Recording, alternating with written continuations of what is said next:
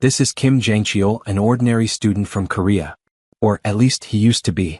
Yesterday he unexpectedly became the Demon King Kratos, the final boss of a game he enjoyed playing.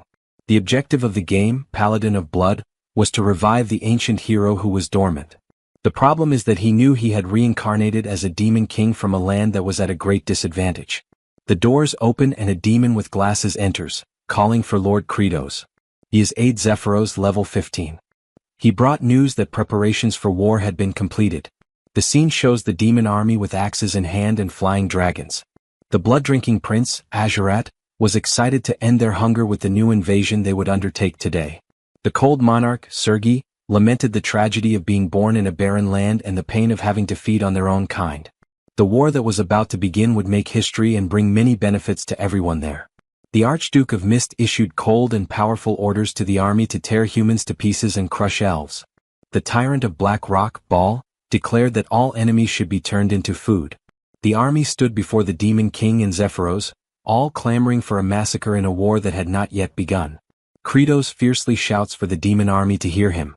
The four captains stare at him seriously, waiting for what the Demon King had to say.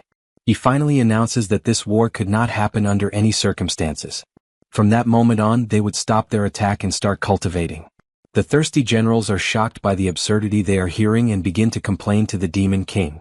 Kratos lets out a roar of terror, terrified of how frightening his own generals were, but his expression was so imposing and dreadful that it made them all tremble. In a distant place from where the demons were, a new notification was announced that the 20th game had begun. Aged Kimchi, a playable character of level 9990 and a dormant enemy, awakens. The King of Demons knew he was at a great disadvantage and that if they started the war, he would definitely be killed by his hands. In a flashback, Kim Jang-cheol is shown. He had become a postgraduate student in an agriculture course at Korea University, hoping to become a rich farmer. He was very intelligent, so he became the best in the course in a short time. But being the best postgraduate student meant he would become slave number one. The professors took advantage of his intelligence to make him write their theses, help with their projects, and even work in the fields plowing the land. He was exhausted, wondering what he was doing with his life and why he was doing all the work while the professors took all the credit. His dopamine was depleted, he was going crazy. And the only way to get his dopamine fix was by playing. An extremely difficult game and very complicated to level up. No player had completed this game for the 19th time. He wanted so badly to feel a sense of accomplishment that he played without sleeping for a moment. He started leveling up, level 1, level 2, level 10, and thus he became the first person to complete Paladin of Blood, defeating the Demon King for the 19th time. Jang-cheol was exhausted from lack of sleep, but he was happy because he was the strongest in the world. The 20th playthrough would have an infernally insane difficulty. Even so, he remained confident that he would be able to level up. After all, he was the strongest. On the heroes panel he played, it showed the equipment he had put on his character. A pink costume with bows and a tight skirt, very reminiscent of a magical girl's outfit, like Sailor Moon herself. The maximum level was 9,999, so he would stop leveling up. At that point he no longer knew how long he had been playing. It seemed like years had passed. A message appeared on the screen, asking if he wanted to start his 20th playthrough. Without hesitation, his finger pressed the button to begin. He held the controller firmly, ready for another round of the game, but something seemed wrong. The television screen began to emit blue light beams growing around him. Suddenly, an invisible pull took over his being. His soul violently exited his mouth in a painful and terrifying way while his physical body remained behind, motionless and unresponsive. A scream of panic escaped his throat, but it was no use. He was being sucked through the TV screen. His soul came like a falling star from the sky, blue and bright. Jang-cheol, suspended between that strange threshold, felt a deep confusion take over him as he fell. What was happening was completely beyond his comprehension, leaving him stunned and without answers. But he needed to stay calm to reach a conclusion. He was blue now, so that meant it was his soul. This meant that he probably wouldn't die if he hit the ground at that height. He could see the life tower, which meant he had entered the game Paladin of Blood. Happiness grew within him when he realized that his life of being invincible and strong was just beginning. An uncontrolled laugh escaped him with this realization. His expression instantly changed as his floating soul approached the unconscious character's body, remembering that he had dressed him in a magical warrior costume. He observed the muscular doll holding a heart-shaped wand resting on his chest. It was, without a doubt, the most ridiculous thing he had ever seen. Looking closely, he didn't even want to transform into that anymore. At the same instant, with the same force as before, his soul was sucked in and sent to possess the Demon King Kratos, the final boss of the game he had already defeated countless times. The flashback ends and shows Kratos on his throne, consumed by frustration. If he hadn't had that idiotic thought after looking at aged Kimchi, he would have become the most powerful character of all. But no, he had to be stupid. A complete idiot. Zephyros was walking down a corridor when he heard someone in a room say that Kratos was getting weak. This would be the reason he seemed so scared and ordered the attacks to stop. Inside the room where the voices were heard were the four generals. Azurat proposed that they join forces and cut off Kratos' head, just as he had taken the reign from the old demon lord. In the end, they would divide the power of the throne among themselves. The Archduke of Mist then reminded them that, if they were mistaken and Kratos was not getting weaker, two of the four would certainly suffer fatal injuries or even die. Sergei hinted that they could try, as long as Azurat offered to be the group's shield. Ball says he is hungry. Azurat raised the possibility that he indeed had evidence of the demon lord's weakening. Sergei confirmed what should be done in that case, which would be to kill him. None of them showed hesitation. They were thirsty for it, with demonic smiles on their faces. Meanwhile, Zephyros heard everything through the gates of the room. Later, Zephyros appeared before Kratos with a worrying report. The army's morale had plummeted drastically. Cases of soldiers attacking and devouring each other became more frequent, and some even abandoned the demon land without warning. The four great demonic generals were furious. They said that Kratos had weakened and that they planned to join forces to cut off his head. Kratos remained seated on his throne, but concern had already settled in his gaze. Kratos realized that if the four attacked together, he would certainly die. He knew that if he appeared weak, he would have no chance. He thought of aged Kimchi. Without possessing him, he was just a corpse. Given this, he concluded that advancing directly into the human world would be the best option. Zephyros then revealed a red sphere, saying it was a record from the Paladin's tomb, sent by General Ogmia. In the video, aged Kimchi appeared delivering several merciless blows against a demon who desperately begged him to stop. He approached in silence, causing the creature, consumed by fear, to wonder what he would do next. Without hesitation, aged Kimchi plunged his thumbs into the demon's eyes, who let out a sharp scream of pain. Kratos broke out in a cold sweat as he thought about it. That scene seemed more like an insane staging than a fight, and he absolutely did not want to cross paths with aged Kimchi. He needed to stay where he was, no matter the cost. If he continued at that pace, he would end up looking weak or opting for surrender, and the four great demonic generals would kill him. But if he tried to flee to the human world, aged Kimchi would tear out his eyes and kill him anyway. He wondered desperately why he had ended up inside that game. Nothing made sense, and not even happiness seemed attainable in that place. It was then that a possibility arose in his mind. A strategy that could at least buy him time. If he could solve the food issue and calm the demons, perhaps he would have a chance to survive. Zephyros saw Kratos walking away and, confused, asked where he was going. Kratos apologized and replied that he would observe some lands for cultivation. Zephyros, surprised by the polite tone, could not hide his strangeness. He thought that, coming from someone as narcissistic, arrogant, and ill-mannered as Kratos, that sounded grotesque and disturbing. It was something he preferred not to hear again. Kratos observed Zephyros with strangeness. What was wrong with him? Was he trying to provoke him? Did he always act this strange way? In his memory, Zephyros was a character who appeared only once shortly before the final battle against the Demon King and without any clear explanation. A flashback shows when he played as aged Kimchi that he faced Zephyros. In the scene, Zephyros addressed the Paladin formally, saying that the Demon Lord did not wish to fight and asking him to retreat. As soon as he finished speaking, aged Kimchi attacked him without hesitation. Defeated and on his knees, Zephyros murmured regretfully for not having been strong enough to protect his master. Thinking now, Kratos recognized that this had made Zephyros a very popular character among players. Many thought he was deeply loyal to the Demon Lord and genuinely respected him. Zephyros again addressed Kratos, pointing out the recent error as unprecedented. He had never seen a Demon Lord lose so much trust from his own people. Kratos stared at him in silence, containing his irritation. As much as Zephyros was right, he was unbearable. Zephyros pulled out a notepad, writing something with a provocative calm. He commented ironically on Kratos' intention to cultivate in the demon lands, implying that his memory was as weak as a pigeon's. Kratos reacted, indignant at the audacity, reminding him of his position as Demon Lord and demanding respect. But Zephyros simply ignored the threat and continued as if nothing had happened. Kratos, now consumed by frustration, wondered why he showed no fear at all. Now the two were outside the palace, walking through the dry and barren land. Zephyros recalled that both the old Demon Lord and Kratos himself had already tried to cultivate that soil. With extreme temperatures and severe conditions, he made it clear that nothing there had a chance to grow and that Kratos more than anyone knew this very well. They continued walking through the dry land when Kratos commented that he knew that place was called the Land of Death. Still, he believed that, with his current abilities, it would be possible to save it. Inside, however, he could barely stand the idea of having to cultivate. He hated it all, but he needed to survive before anything else. Without thinking twice, he knelt and began to dig the earth with his bare hands, while Zephyros watched him in silence, confused by the scene. In a strange impulse, Kratos took a handful of earth and put it in his mouth, only to choke on the extreme dryness.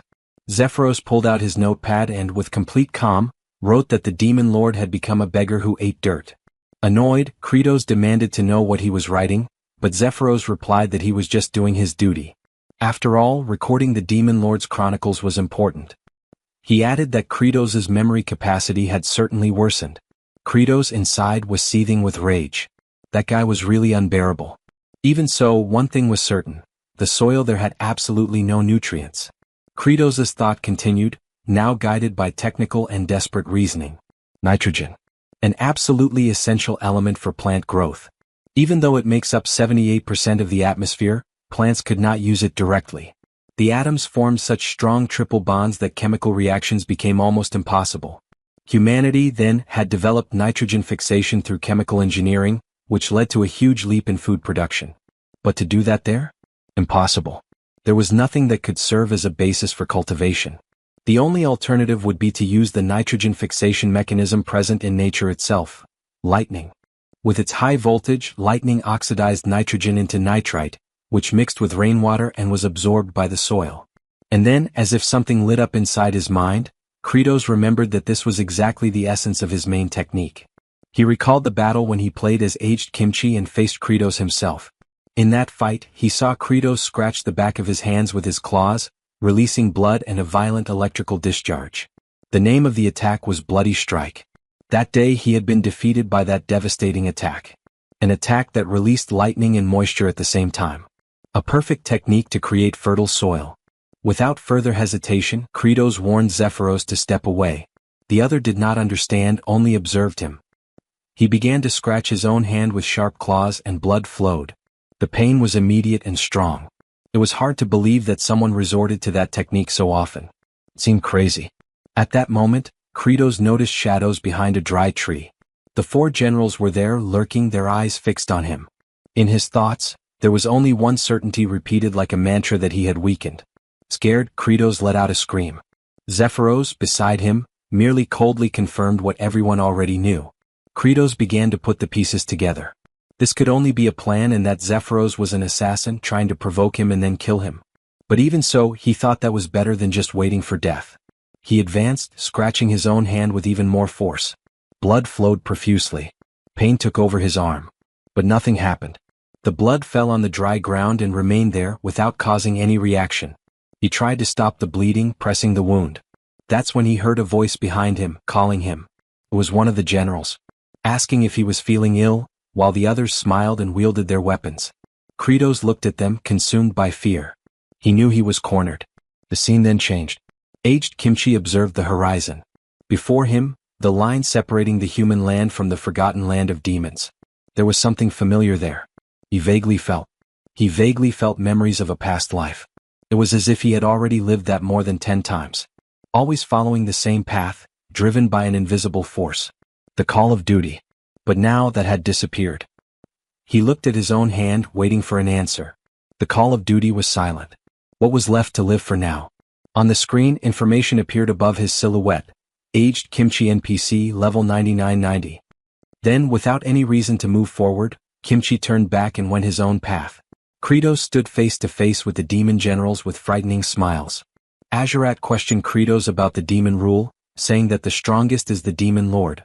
Kratos broke out in a cold sweat as he thought that all of them were frightening and incredibly strong. He was even unable to use an ability and wondered if he would die. Azurat found it strange that the demon lord was trembling and thought about the incredible pressure, since the fight hadn't even started, but he was already gathering so much strength that his body trembled. However, a smirk appeared on his face. Then he questioned if he could defeat the 4 generals in the state he was in. Azurat looked back and realized that the other generals had retreated, hiding again behind the dry tree. The surprise made him question internally the reason for that. Meanwhile, the generals, observing from afar, just waited, determined to intervene only if they saw a real opportunity for victory. The idea of facing Kratos alone began to make Azurat nervous. Without warning, Zephyros intervened. With a firm voice, he declared that, according to the ancient tradition of demons, all battles should be to the death, with no possibility of surrender. The sudden formalization of the combat caught everyone off guard. Kratos reacted in panic, shocked by the speed with which everything unfolded. Azurat, equally desperate, tried to protest, but it was too late. Azurat firmly wielded his weapon, trying to contain the nervousness that threatened to invade his mind. He knew that his opponent was weakened and that this was his chance. Kratos, on the other hand, was seized by panic, unable to think clearly about what he should do. For a brief moment, he remembered the moment he had raised the throne with his own hands. When he did a strength test. In the end, he realized that he was strong, yes, but not strong enough to boast. Suddenly, Azurat advanced. His movement was fast. Kratos was caught by surprise, but in the next instant, something awakened in his mind. He knew he had seen that blow before, but he couldn't remember for sure. At the moment the blow was struck, Kratos managed to dodge.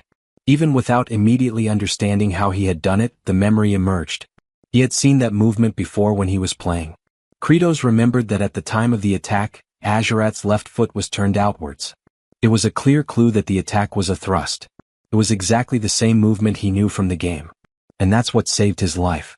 Hartok commented to Sergei about Kratos' expression when dodging the attack, remembering how he seemed ready to counterattack and tear off the enemy's arm.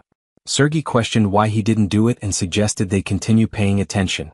Meanwhile, Azurat launched another attack, and once again Kratos dodged with precision. He began to question internally what was happening, noting that all of Azurat's movements were exactly the same as in the game. The memory took him back to when he was still human, playing as aged Kimchi, and his character had to fight Azurat for the first time in that game. At that moment he had been completely impressed. He wondered if that enemy could really be defeated. He was fast, applied offbeat blows, and still had a wide range of attacks. He had died several times. He only managed to defeat him for the first time on the 128th attempt. In the next 19 playthroughs, however, he managed to completely turn the game around, to the point of humiliating him with a streak of victories without suffering a single blow. Azurat launched another attack against Kratos, but again without success. Kratos, while dodging with ease, felt a growing joy. His face radiated an insane happiness, mocking Azurat's frustration, whose blows could not hit him. The other 3 generals began to worry. They realized that Kratos was not only at an advantage but seemed to enjoy the situation, laughing at Azurat's futile effort and feeding on the opponent's humiliation. As Azurat clenched his teeth in frustration, Kratos experienced a sense of relief. Although he still knew that this did not mean guaranteed victory, something essential had ignited in his mind. He had understood that that world followed the same rules as the game he understood well. At that exact moment, a translucent blue window appeared before him with a clear message, identifying him as Kim Jang-cheol and confirming that he had understood one of the fundamental rules of that world. Surprised, he observed the floating balloon. It was like those he used to see in webtoons. Soon after, a new message appeared, informing him that he had managed to dodge enemy attacks with high concentration. Azurat advanced at high speed, consumed by intense fury, aiming directly at Kratos. In the next instant, a new message appeared before Kratos' eyes, informing him that a part of the system reserved for playable characters had been unlocked. Soon after, another notification appeared, revealing that the aiming function had been activated. Surprised by the sudden change, Kratos realized that a mark had appeared in his field of vision, indicating exactly where he was looking. He immediately understood that it was the aim used for special abilities. Without hesitation, he began to scratch his own hands with his claws, making blood flow. Then, he threw the blood upwards, and a sphere of electricity appeared and hit Azurat squarely. The reaction was immediate. The generals, observing from a distance, showed surprise and tension. Demons around, who had already gathered to watch the combat, began to cheer and acclaim Kratos with enthusiasm. Azurat was on his knees before Kratos, the burned remains of his clothes barely covering his body marked by cuts that still sparked with traces of electricity. Smoke rose from his wounded skin. Kratos observed, surprised that he was still alive after the blow that, in the game, meant instant death. He knew that Azurat had extraordinary recovery and would soon regain his energy, which he could not allow. Without hesitation he launched the same ability repeatedly, giving no time for reaction. The impact of the attacks was so intense that the three generals watching from a distance trembled at the scene. For the demon generals, it was clear that Kratos was not trying to kill Azurat immediately, but rather to inflict pain that would prevent him from recovering. Azurat, now thrown to the ground, enveloped in smoke and completely vulnerable. And yet he did not die. Faced with the impasse, an unexpected notification appeared for Kratos. The system informed him that all of Azurat's clothes had been removed, leaving him completely naked. Surprise took over him when he realized the random and uncomfortable nature of the message. Before he could react, another notification appeared, informing him of the unlocking of a new system, the armor removal system from the inventory. Kratos opened the armor inventory on the floating screen that appeared before him, hoping to find something useful. However, he realized that there was only what he was already wearing, nothing else he could use at the moment. He turned his eyes to Azurat, assessing the situation, and concluded that he needed to get rid of him first. He knew he didn't have enough strength to kill him and that the opponent's regeneration capacity was high, so he would inevitably recover in some time. At that instant an idea occurred to him. Since Azurat was not yet dead, it was still possible to target him. He thought of continuing to fire his bloody attacks and had an epiphany. He would repeatedly use bloody blows and infuse the soil with large amounts of nitrogen. Upon realizing the viability of his plan, he felt overwhelmed by exaggerated confidence, convinced that he had found the perfect solution to the problem with the barren land. Kratos looked at the generals while his body trembled. He was convinced that the fear on their faces was because of him. He decided to put this idea to the test. He called Sergei and received confirmation that she was listening. Then he ordered her to tie Azurat firmly. Sergei was surprised and thought he was trying to humiliate both her and Azurat by making her tie up a naked man. The first step of the plan was to prepare the lightning rod. Azurat was tied with his arms outstretched to a log. He was unconscious until, suddenly, he awoke electrically as if taken by a discharge. His recovery was complete, and he exuded fury, certain that his enemy had weakened and determined to cut off his head. Kratos launched another bloody strike at Azurat, initiating the second stage of the plan. With this, he intended to oxidize the nitrogen in the air into nitrite. Then he addressed Hartok with a precise instruction. Hartok, confused for a moment, pondered the intention behind the request, considering that perhaps Kratos wanted to make the environment more humid to intensify the effects of the lightning. He found it creative and even instructive. Hartok then crossed his arms and began to generate the dense mist needed to cover the entire area. The third stage of the plan was to spread this mist, while the fourth was to repeat the attack. Kratos did not stop launching attacks, even with the intense pain caused by using his own blood. The generals watched in silence, impressed by the uninterrupted sequence of blows. Taken by an almost disturbing animation, Kratos reflected on the possibility of transforming that land into fertile soil with the infusion of nitrogen. The idea of an abundant harvest excited him, and he laughed as he continued launching more and more attacks. Mist, electricity, and blood mixed in a continuous spectacle. After some time he stopped the attacks and took a handful of earth in his hands. He judged that it was enough to continue with that methodology to enrich the soil with nitrogen. The next step would be to improve the quality of the land. He considered that loose, monovalent structured soil did not allow oxygen entry or water drainage. For cultivation, granular and crumbly soil would be ideal. Therefore he knew that what he needed to create now was fertilizer. Kratos turned to the generals and ordered everyone to bring shit. The three generals, who by then already had remnants of the blood shed by Kratos, froze at the order. For a moment they seemed not even to have understood what they had just heard. Then they reflected on the intention behind that absurd order. After making an example of Azurat and subjecting him to torture, now he wanted to dirty the demon with shit. That was unbelievably cruel. The scene changes to a vibrant forest, full of life and dense vegetation. Aged Kimchi walked in silence when he heard voices coming from behind a bush. Approaching cautiously, he found two men asking for help. One of them had a broken leg immobilized with sticks. He explained that they had been attacked by goblins. Both begged for help, promising rewards in return. Aged Kimchi just watched them in silence without giving any immediate response, which made them even more nervous. Despite saying he posed no danger, the two couldn't help but think that this stranger seemed anything but trustworthy. Without waiting for a reaction, Aged Kimchi approached the injured man and lifted him onto his shoulders. Then, he looked at the other man and indicated that he should lead the way. The man nodded and the three followed through the forest. During the journey, the injured man introduced himself as Rivage Asheran, an emissary, and introduced the other as his servant, Diol Frontera, and wanted to know who was helping them. Aged Kimchi's answer was simple and enigmatic. This was something he himself still needed to discover. Back at the demon stronghold, the trio of commanders appeared exasperated. Hartok questioned how they were expected to simply produce feces. He sarcastically suggested if they were meant to create it on demand. Sergi shouted in dismay, appalled, revolted, and clearly overwhelmed. She spiraled into panic. Bal admitted he hadn't eaten in a considerable time and thus couldn't contribute. He speculated that Sergi was equally incapable. She snapped at him, refusing to discuss such matters.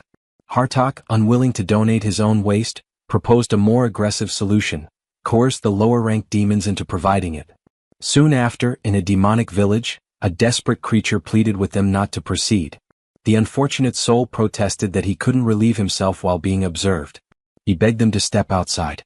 Another soldier retorted that similar requests had been made before, yet no progress had been achieved. Hartok grew impatient, demanding results.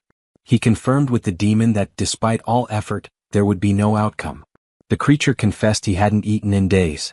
Frustrated, Hartok seized the demon, summoning his power.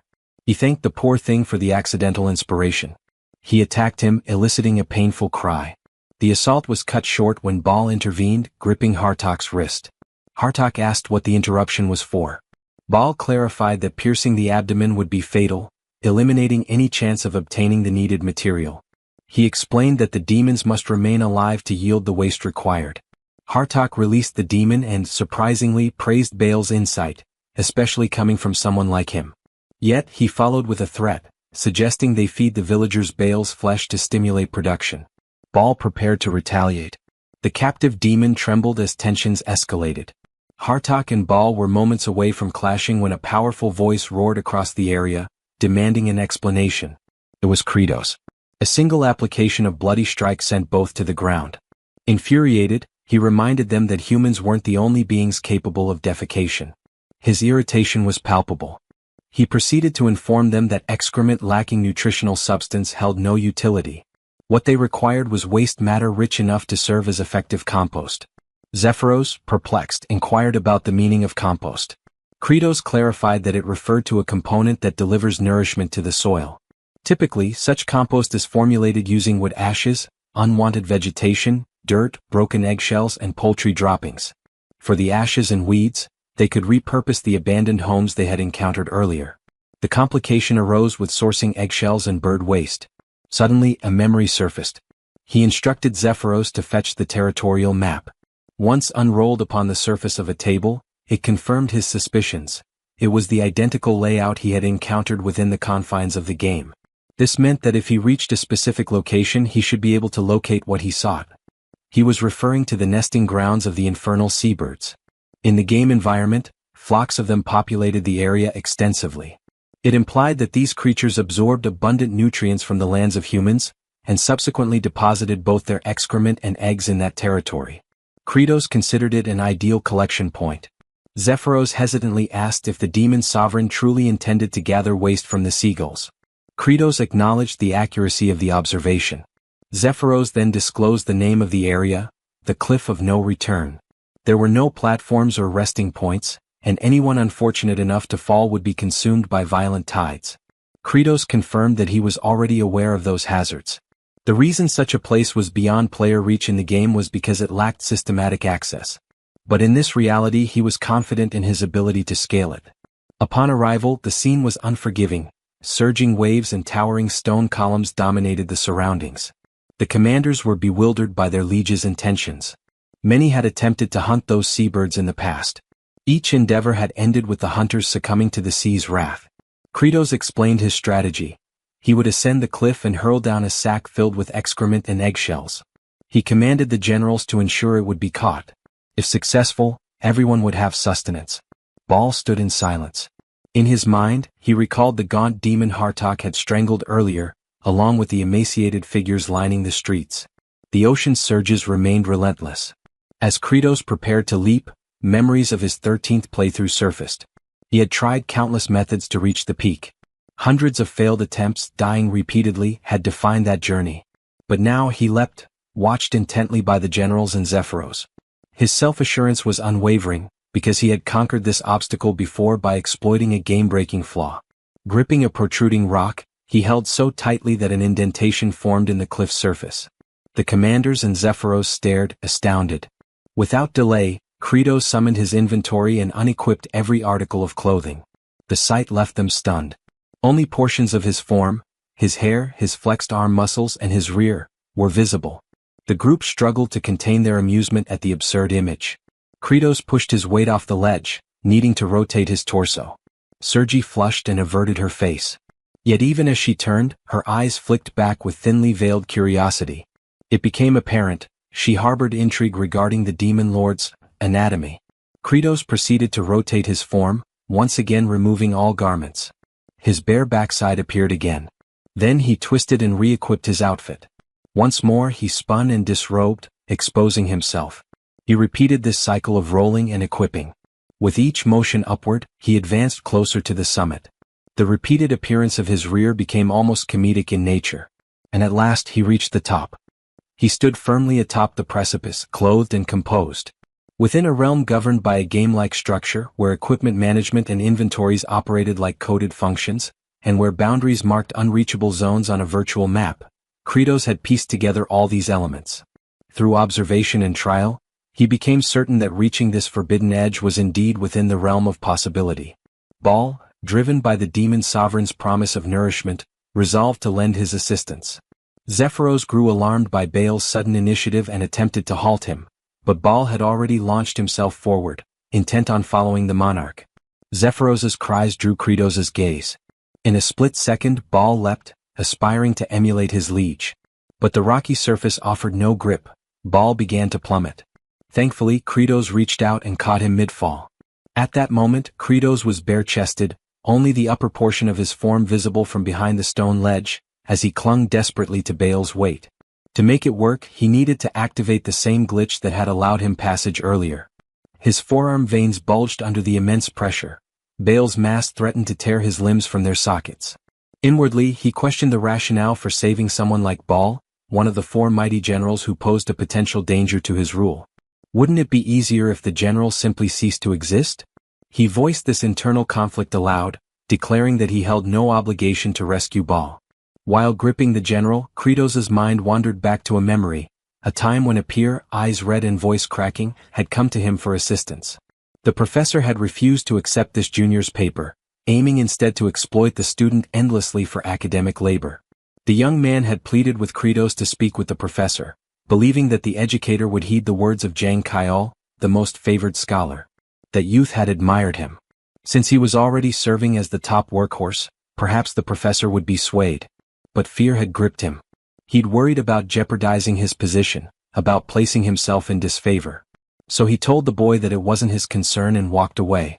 And ever since he had wondered, what if he had stepped in? What if he had tried just a little harder? If he had pushed himself to his limits, perhaps the face that haunted him in memory would have worn a smile instead of despair. Now that same sensation welled up as Baal clung to him. In that moment of suspended peril, Kratos resolved to do what he hadn't done then. He clenched his jaw, braced himself, and shouted with all his might. His bones groaned under the strain. Summoning every ounce of his physical capability, he heaved the general upward, throwing Baal atop the cliff. The large figure crashed onto the stony surface. Meanwhile, Kratos cradled his fractured arm, pain evident in his posture. Baal, stunned, observed his sovereign's self-inflicted injury. The demon lord had risked his own well-being without necessity. Baal, overcome with emotion, questioned why. For a time, Kratos said nothing. Then, in quiet solemnity, he offered the reason. It was a choice that carried less pain than turning his back on those who relied on him and facing the regret of abandonment. Baal trembled. Moisture welled in his eyes. Within Kratos' thoughts, the act felt like redemption, something he should have done for that pleading junior. The regret of not assisting those in desperate need lingered in him, following him even across dimensions. At that poignant moment, a translucent system notification emerged. It stated that even while still not fully acclimated to the vessel of Demon King Kratos, he had exerted every fiber of strength. As a result, he had earned Baal's genuine gratitude, one of the four supreme commanders. Kratos became aware of the depth of that appreciation. To honor this milestone, the system activated a new feature. From now on, bestowing upon the army a shared sense of deep satisfaction would reward him with a substantial number of points. He reflected on the substantial quantity. The system promptly notified him that the happiness point, or HP, accumulation feature was now active. Kratos pondered what exactly a happiness point was. At first, he assumed it might be something akin to a discount coupon for frozen treats. The system, clearly irritated, rebuked his misunderstanding, questioning what kind of fantasy world would even offer ice cream. Startled by the system's direct and conversational tone, Kratos realized it could respond to his thoughts. It was then clarified that for every demon soldier who experienced satisfaction from a full belly, Kratos would earn a single happiness point. These points could then be used to enhance his attributes. At present, Kratos had access to merely a fifth of the Demon Lord's total strength. This revelation explained his relative weakness in comparison to his subordinates. The system encouraged him to develop all 5 of his attributes and strive to unlock the Demon Lord's full capabilities. Curious to try the function, Kratos attempted to increase his stamina by 10%. A notification appeared, explaining that the cost for such an upgrade would be 50 happiness points, a steep price in his view. The system further revealed that abilities could also be upgraded. His current skill, Bloodstrike, was only at its first tier and required a hefty 250 points to level up. Realizing the large quantity of points he'd need, Kratos reasoned that through effective farming, he could steadily accumulate HP and thereby greatly enhance his strength and improve his odds of survival. In addition to this revelation, he received something else: gratitude. With a sly grin, he quietly enjoyed the rare feeling. From Baal's perspective, however, the expression worn by the Demon Lord was far from comforting. It seemed to communicate a silent threat, a reminder that a debt had been formed and defiance would not end well. To Baal, Kratos appeared as a ruthless leader, one who didn't save lives out of compassion. Shortly after, the demon sovereign lifted a large eggshell and summoned the others' attention. He declared his intent to fill the shell with organic waste and toss it toward them. The trio stood frozen in disbelief, entirely unsure how to respond. As promised, the Demon Lord launched the container, its contents flung toward the stunned group. The unexpected barrage caused uproar. They had no time to react. It was quite literally a storm of filth. The 3 generals were overwhelmed, certain they had reached their limits.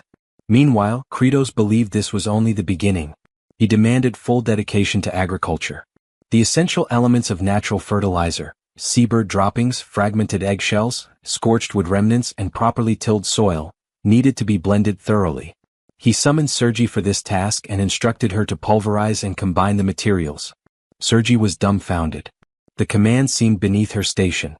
Despite her numerous limbs, which made her ideally suited for the work, she was incensed.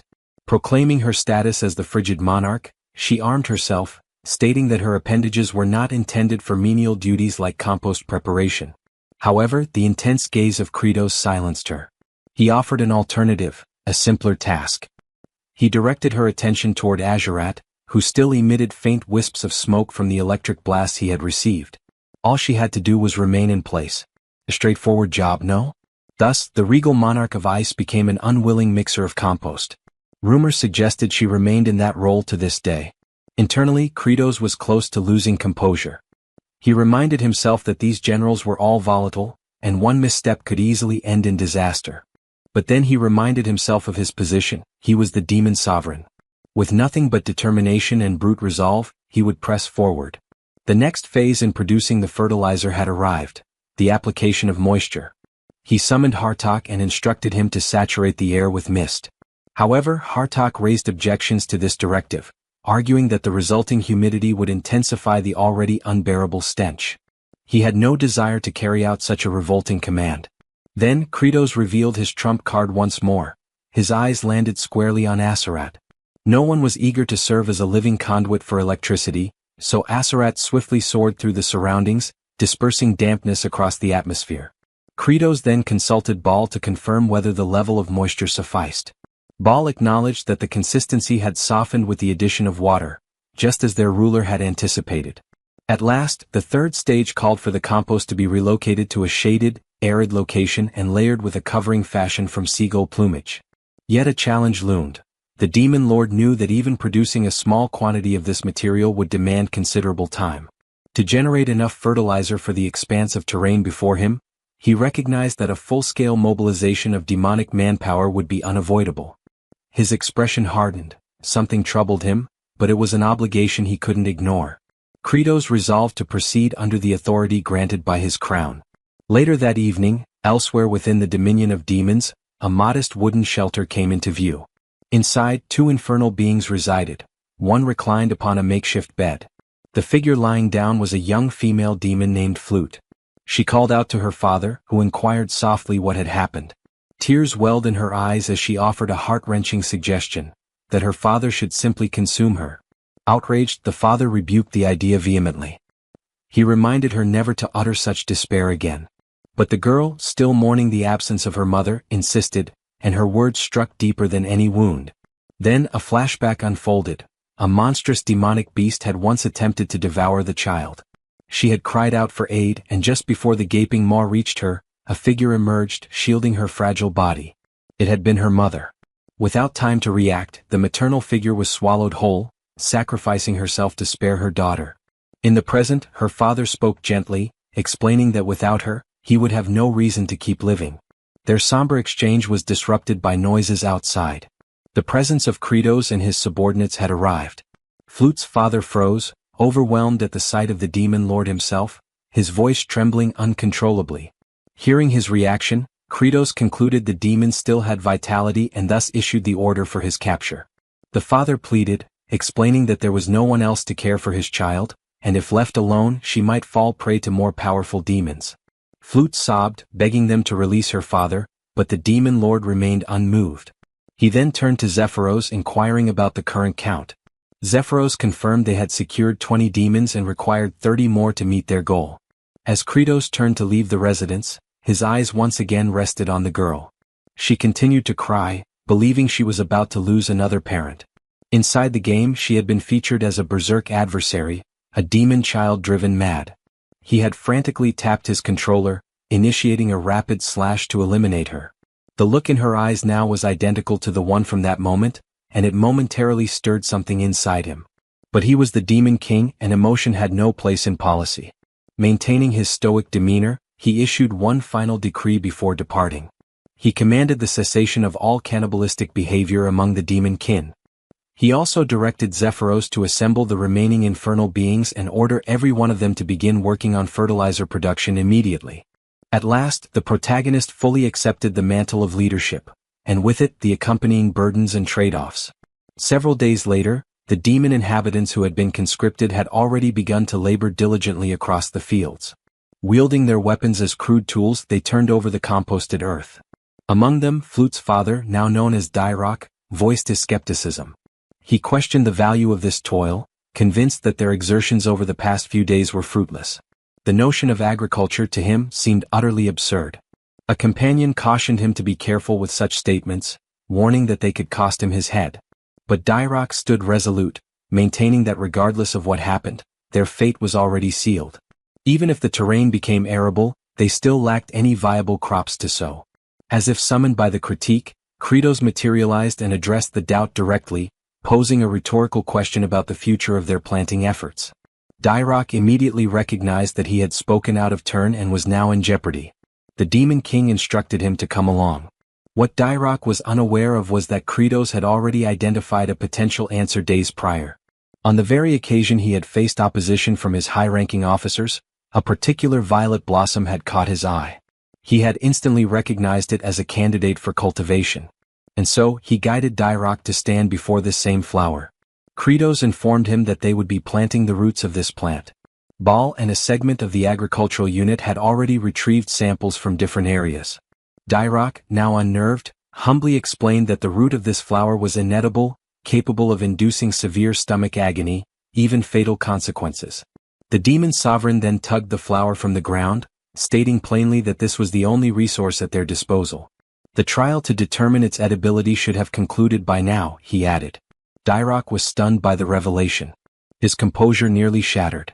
In a state of panic, Dyrok raced to his daughter's side, crying out in desperation. He questioned the demon lord's morality, demanding to know why such a cruel experiment had been inflicted upon an innocent child. He pleaded for his daughter to be spared from ingesting the roots. Barging into their home, Dyrok halted abruptly at what he witnessed. Flute, appearing far healthier than before, was cheerfully consuming the roots without discomfort. Dyrok, trembling, asked in disbelief if she truly felt fine. Flute affirmed that she did. She also mentioned that both Zephyros and Baal had fed her the same food the previous day, and she hadn't experienced any ill effects. At that moment, Kratos re-entered the scene and inquired whether Dyrok had now come to trust him. In the past, Kratos explained, there had been humans from a distant region who had also managed to transform this very toxic vegetation into a safe food source. They succeeded in growing it and overcame their hunger crises. With a wicked grin stretching across his face, the Demon King unveiled the truth, that this very plant was now recognized in the human realm as the potato. Flute looked up and sincerely expressed her gratitude, thanking Kratos for his compassion toward someone as insignificant as her. At that instant, a translucent prompt manifested before the Demon King. The system had taken note. A portion of the demon population was now content from being well-fed, and Kratos had earned his first happy point. The counter increment, 1 point added. A display showed the current tally of HP. Kratos was genuinely taken aback by the notification. He looked once more at Flute, who beamed with genuine warmth. Then a memory surfaced, a recollection from when he had been merely a player. It was that same Flute, rendered within the game, a naive demon child who had been coerced into doing terrible things just to survive. The image back then starkly contrasted with what stood before him now. A faint smile crept across Kratos' face. He acknowledged to himself that, as a demon lord, perhaps he didn't always need to wear a stern mask.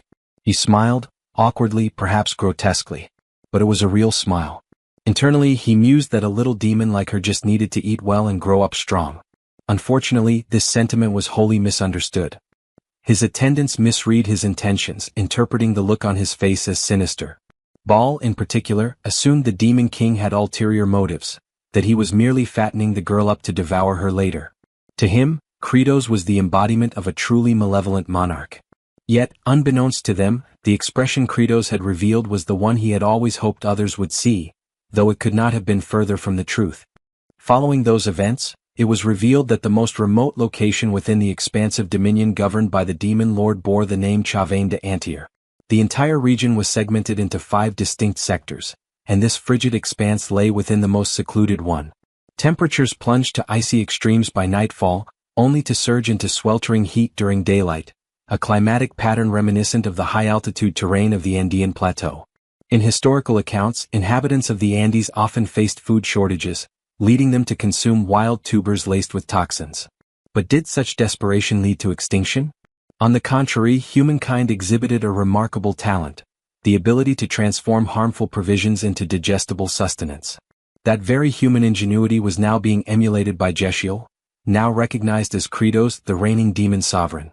Soon after, Dirac appeared and informed the Demon King that the tuberous roots had already been positioned across the cultivated terrain. In response, Kratos instructed Baal to pulverize them. Without hesitation, Baal launched himself high into the air, landing with tremendous force to smash the roots beneath his immense weight.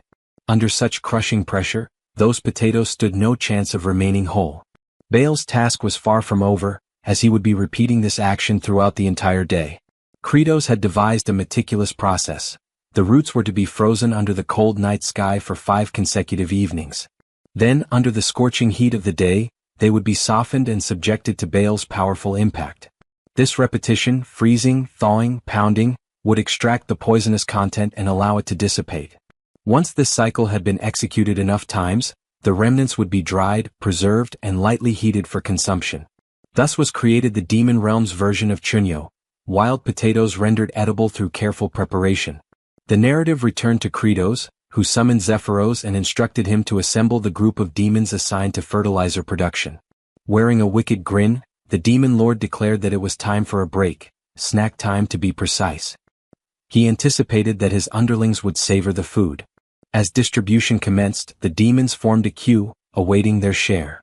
Kratos announced that only 2 pieces would be allotted per individual due to limited supply.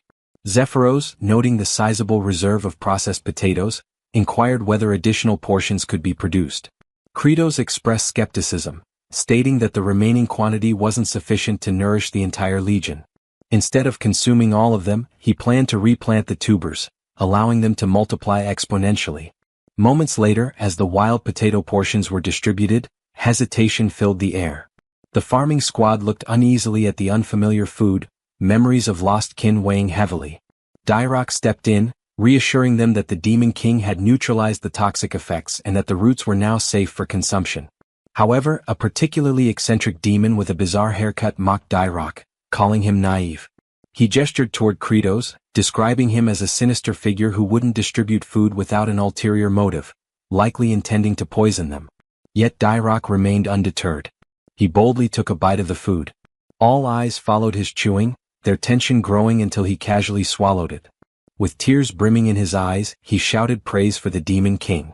The rest of the laborers, observing Dyrok's survival, promptly devoured their portions as well. And soon a second line formed, they eagerly sought more. Dyrok, basking in his moment of vindication, was filled with pride. It was true, the Demon Lord had genuinely provided them with edible nourishment. The odd-haired demon, now swayed, began to lead a chant. Raising his left arm, he bellowed with enthusiasm, "Yes, Kratos." The Demon King, however, was unimpressed by the awkward slogan and silently resolved to replace that ridiculous cheer at a later date.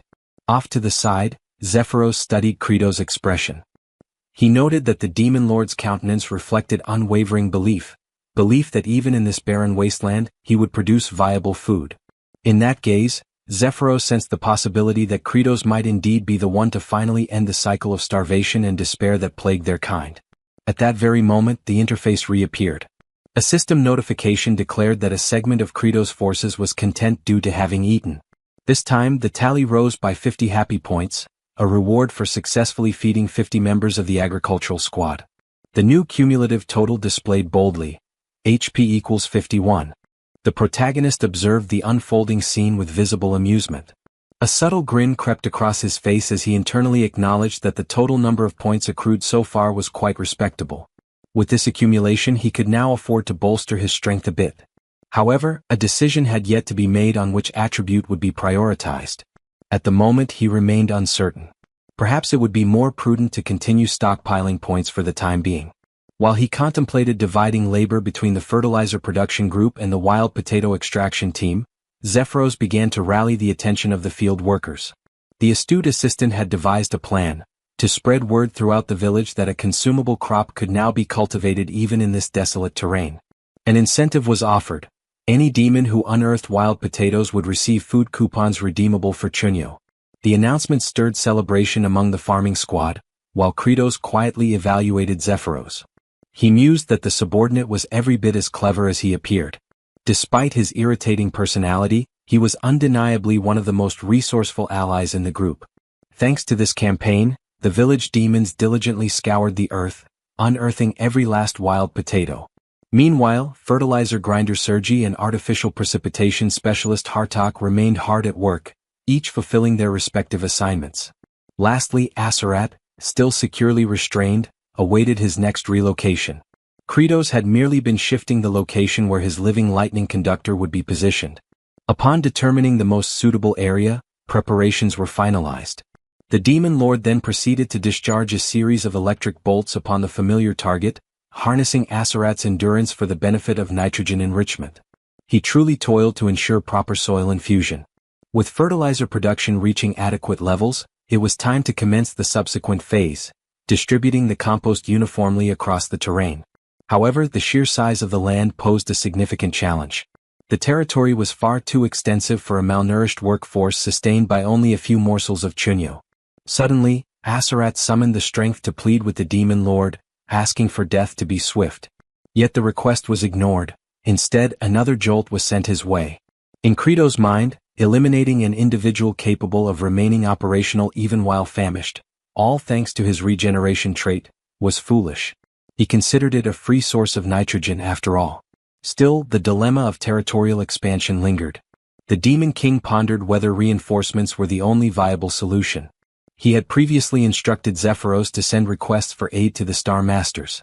In the message, Zephyros had penned a firm directive: all offensive actions must cease, and manpower should be redirected toward agricultural development. Although this appeal had been dispatched to every sector within the star region, no replies had been received. Kratos found this worrisome. He even speculated whether the courier had perished from hunger before reaching any recipients. A serious problem loomed if farmland expansion could not proceed swiftly. Elsewhere, in the realm of the demons, the first star zone, named the Cliff of the Dead, harbored its own developments. A servant knelt before his superior, relaying a reconnaissance report. Demon Lord Kratos had genuinely begun agricultural operations and seemed to have succeeded in creating edible sustenance. The master of this domain sighed, attributing Kratos' actions to fear, specifically fear of himself. This sinister figure, one whose power amplified with each demon's demise, interpreted Kratos' agricultural efforts as a tactic to halt both warfare and famine, thereby slowing his own growth. This elderly, Zeus-like entity was Saruthal, overseer of the first star region and commonly referred to as the Father of the Dead. It was disclosed that his subordinate had already intercepted and eliminated the messengers dispatched to the other star sectors. In essence, the appeals for aid had been silenced, reaching no one beyond Saruthal's domain. The ruthless overlord was resolute: demons must perish from starvation. Only then would their corpses serve as nourishment for him and his forces. Saruthal declared his intent to exterminate Kratos and claim the demon throne for himself. He issued a critical mission to his adjutant, Ficamir. The order was simple yet grave: annihilate every vestige of Kratos' agricultural progress. With an ominous tone, Saruthal formally proclaimed war. Ficamir, ignited by the opportunity for conflict, bristled with excitement. Back at the location of the designated living lightning conductor, Aserat shuddered as a biting gust swept through the area. Ficamir eventually disclosed his presence. He remarked that Kratos was exceptionally cruel for reducing Aserat to a breathing husk, merely to serve as a deterrent to others. He then reassured Aserat not to fret, explaining that his superior, Saruthal, appreciated his fierceness and would gladly welcome him once Kratos was eliminated. Ficamir summoned his elite unit, phantasmal entities known as wraiths. With manic enthusiasm, he bellowed a command to obliterate the barren land beyond repair. The spectral soldiers lost no time and gleefully embarked on their destructive rampage. One of them stumbled upon the compost scattered across the ground, and in his typical cluelessness, Ficamir instructed them to fling the waste across the terrain, cackling in delight. He reasoned that the enemy might attempt to reclaim and reuse the manure, so it should be evenly distributed to prevent retrieval. With blind zeal, the wraiths dutifully worked the material into the earth, dispersing it so thoroughly that no visible traces remained. Ficamir's unhinged laughter echoed, while Aserat watched the ridiculous display with an expression of disbelief and silence. He could only exhale in resignation. He recalled Kratos' exact instructions about finely grinding the manure and mixing it deep into the land. Ironically, this very task was now being accomplished by Ficamir, who remained blissfully unaware of his contribution. In Aserat's mind, a lingering question arose: what exactly are these fools trying to accomplish? The following morning, just before sunrise, one wraith commented on the endless nature of their assignment. Nevertheless, his peers remained tirelessly committed to their labor. When he voiced his complaint, he was promptly scolded for slacking.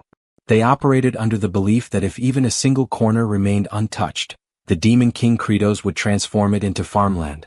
The indolent wraith then questioned why wraith number 2718, notorious for his laziness, was especially diligent on that day. The numbered wraith confessed to his typical slothful tendencies but noted that something felt different this time. Observing the meticulously worked earth, he admitted feeling pride, as though he had contributed to something meaningful. The lazy wraith was left dumbfounded. After clicking his tongue in annoyance, he declared that he too would be a fool for the day. He resumed tilling beside the others. Unexpectedly, the scene took a turn. So focused were the wraiths on their exertions that they lost track of time. When dawn broke, they had failed to retreat, and all perished beneath the morning sun. Yet they passed with contentment, gratified by their efforts. The once empty fields were now cultivated with purpose. All phantoms in the expanse had faded, except for Ficamir. With tears welling in his eyes, he mourned his comrades, proud of their dedication. He silently wished their souls would find repose and wondered with solemn anticipation how Kratos would respond to their unintended accomplishment. Elsewhere, within the barn where the harvested potatoes were stored, Kratos could be heard murmuring about how tilling had taken more time than anticipated. Gazing at the dormant vegetables, he explained to Zephyros that potatoes in such a state wouldn't sprout, rendering immediate planting ineffective. He likened the condition to a tuber peacefully resting underground, abruptly yanked out by its stem, thrown into shock and left biologically frozen. Deep in contemplation, Kritos considered that dormancy could be interrupted more rapidly by storing the potatoes at 4 degrees Celsius for 2 to 3 weeks before transferring them to a warmer, darker location. He intended to request Sergi's aid in cooling them with her frost-born magic, but she was fuming with rage at present. Hartok likewise was currently unreliable. Kritos knew that provoking both simultaneously could be perilous, so an alternative solution was necessary. As a last resort, the Demon King had even instructed the farming squad to perform physical drills near the potato cache, in the hopes that their body heat might hasten the warming process. They all ended up exhausted rather quickly, rendering that strategy a failure as well. Thus the issue remained unresolved. Left with few alternatives, Kritos resolved to head over to the farmland and attempt whatever measures he still could. His focus narrowed to at least enriching the earth with nitrogen. A short while later, Kritos stood silently before the completely turned and fertilized soil. The ground had been thoroughly tilled and integrated. The pungent odor hung thick in the air, so intense that Aserat lost consciousness from the fumes. The demon lord stood stunned, speechless at the sight of the now prepared fields. He questioned internally how such a feat had come to pass, suspecting a miracle. Suddenly, an oblivious figure burst into laughter, the same fool who had unknowingly contributed to the miracle. He cackled in triumph, declaring their success, but his gloating was short-lived. Baal, looming behind him, lifted him effortlessly and presented him to the demon lord. This individual was none other than Ficamir, who had attempted to remain hidden. Kritos recognized him immediately as one of the notorious bosses from the Cliff of the Dead. He speculated that Ficamir might have arrived as backup. Without delay, Kritos demanded to know the reason for Ficamir's presence, a question that caused the demon to tense in panic. Just as Ficamir opened his mouth to reply, a swift blow from Kritos interrupted him. Zephyros, bewildered, questioned why the demon lord would strike before hearing a response. Kritos clarified that the act of withholding information was already suspicious enough, and sometimes brute force was the most effective interrogation tool. Ficamir, though pained, conceded that this approach was to be expected from the Demon King. Still, the demon remained tight-lipped, until he was subjected to a relentless barrage of punches. Blow after blow rained down. Eventually, Kritos himself grew winded. Ficamir lay motionless, barely conscious. Then, a prompt from the system materialized, reminding Kritos of his ability to enhance attributes using accumulated HP.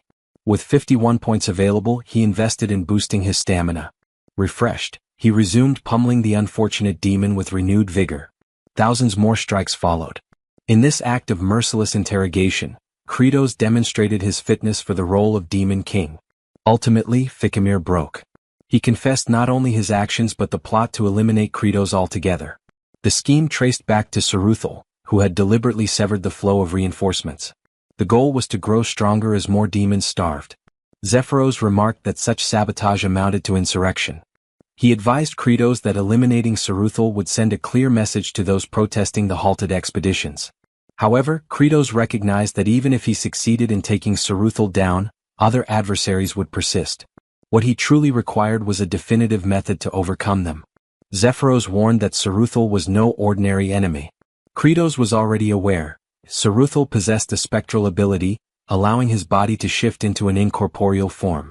Even within the game, Saruthal had been a constant menace on the intricate terrain of the Cliff of the Dead, transforming the entire encounter into an elaborate pursuit. Still, Kritos had already begun formulating a plan. As in the game, if exterminating pests was impossible due to their concealment, the answer was simple: extract them from their den. Elsewhere, Flute found herself standing before Aserat. She looked upward timidly. The mere sight of her nearby presence visibly irritated him. She initiated a hesitant conversation, lowering her head in gratitude. She expressed thanks for his sacrifice as it was the reason they now had sustenance. However, praise directed toward a demon for noble deeds was considered deeply offensive. Aserat seethed. He accused Flute of derision and threatened her life. Frightened, Flute fled. With a burning glare, Aserat issued a vow, one drenched in fury. The moment he escaped, he would hunt Kritos down and destroy him. His moment of solace was abruptly interrupted as a chorus of demonic voices rose in melody directed toward him. From a distance, his gaze locked onto Credos approaching with a waving banner. As the image grew clearer, the banner's inscription came into view. Congratulations. Second conductor of thunder in the department. Alongside him was Ficamir, trussed up identically to Asarat. This unhinged entourage chanted jubilant hymns, as if commemorating the induction of a fresh recruit into their labor force. The agricultural detachment was gradually expanding its membership. Asarat mulled over the title of second conductor of thunder. Moisture welled in his eyes at the hopeful prospect of being released. The thought of finally being spared from being a perpetual spit-roasted avian stirred deep longing. Yet within moments, Ficamir was merely positioned adjacent to him. No soul even considered unfastening him from the pole. With fervor, Credos erupted into bellows, activating his sanguine surge technique. Asarat's stomach dropped as the full weight of reality set in. Credos intended for both of them to share the burden of lightning absorption. The pair, defeated in spirit, yielded to their fate. All the while, Saruthal observed from afar through his scrying orb.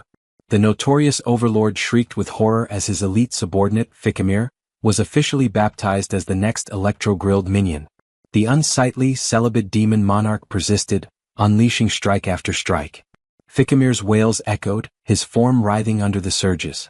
Saruthal wept for his underling's torment. Still, Credos showed no mercy. The thunder cracked.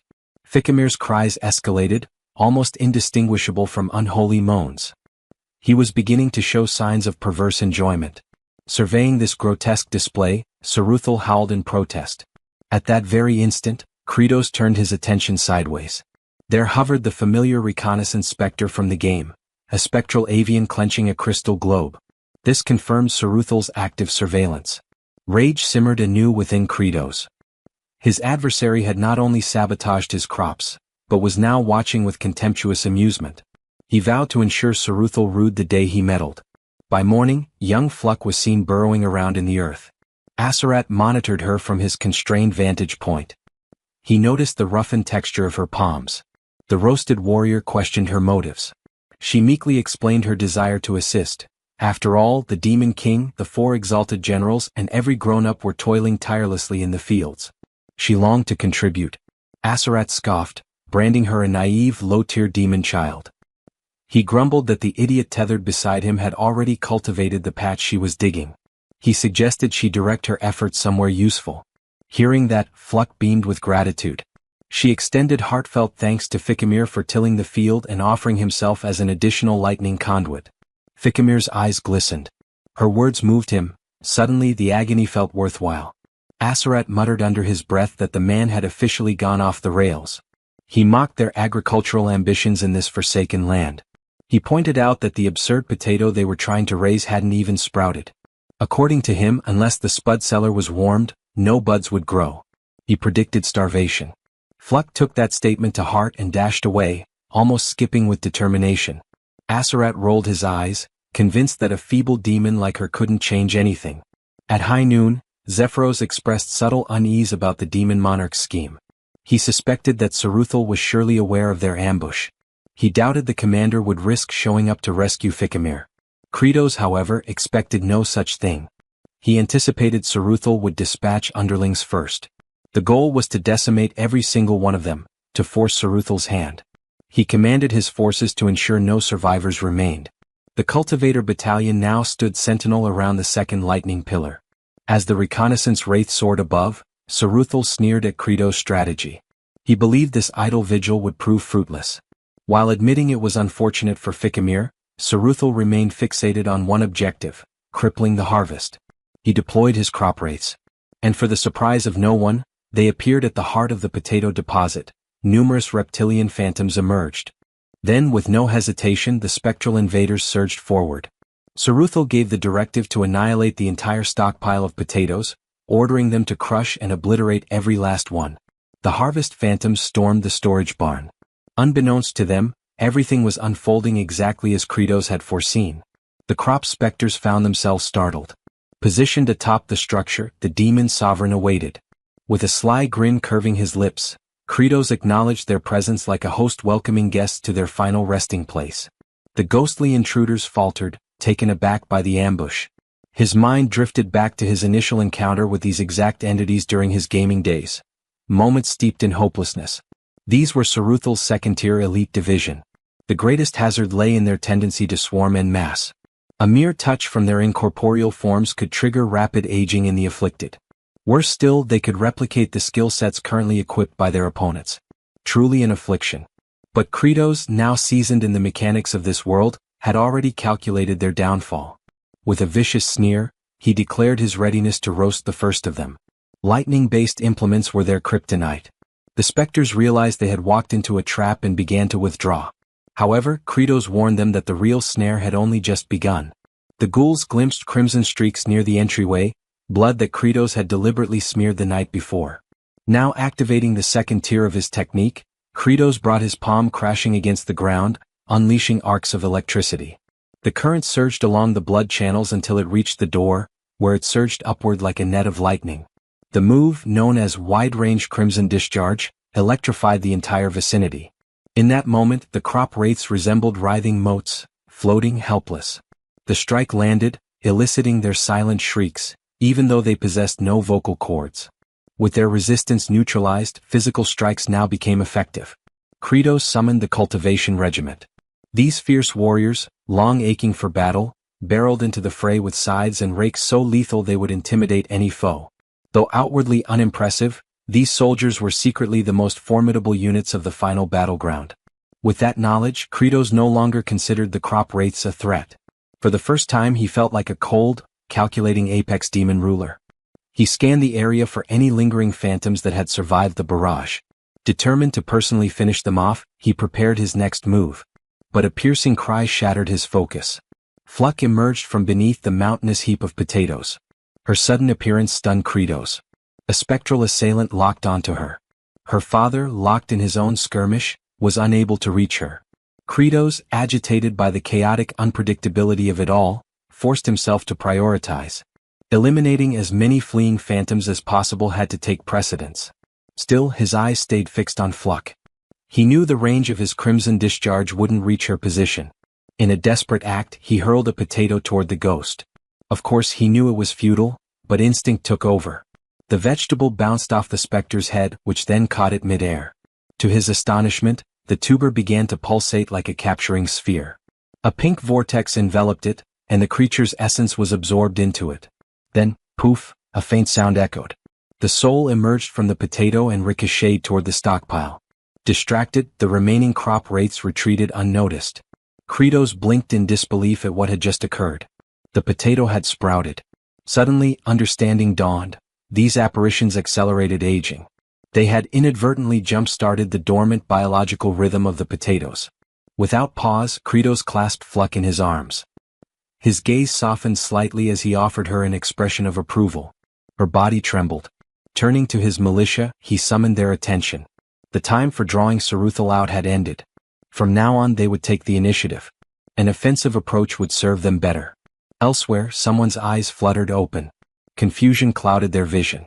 The location was none other than lightning pole number 1. It was Asarat. His mind muddled, he pondered his own identity and purpose. The warm sunlight bathed his face, and he felt a fleeting moment of gratitude. Then his stomach let out a deep growl. He came to understand that, despite his condition, a deep yearning for existence still burned within him. His focus shifted when he heard his name being called. It was Fluck. She expressed her gratitude, explaining that thanks to his tip regarding potato sprouting, everything had turned out well. She had even received a generous supply of chunyo as a result. She went on, mentioning how Kratos had assembled a considerable force of agrarian warriors. Yet, by this point, Azarat was no longer registering her words. His entire attention had zeroed in on the food she carried. The moment he laid eyes on the edible chunyo in Fluck's possession, his mind unraveled. Overwhelmed by hunger, he fixated on the meal. Aware of his craving, Fluck attempted to feed him by tossing a piece his way. Unfortunately, the morsel struck him square in the eye. Letting out a sharp groan, he threatened the child in irritation. Apologizing, she tried again. This time, she launched 3 pieces simultaneously, hoping at least one would land correctly. One chunk successfully entered his mouth, while the other 2 landed on his eyes once more. Despite the pain, tears welled up in his eyes, not from sorrow but from the sheer flavor. As he chewed, the delight overwhelmed him. At that moment, a notification arrived for Kratos. A member of his demon legion had experienced joy. 1 happy point was added. His cumulative total now stood at 302. This puzzled Kratos slightly. With the latest batch of recruits who had eaten chunyo, the total should have been 300 demons and fluck. He couldn't quite figure out the identity of the extra source of happiness, but ultimately dismissed the thought.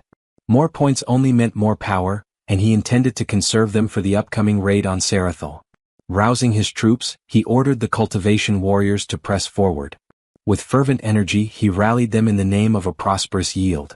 Hours passed until they reached the threshold of Sarathal's stronghold.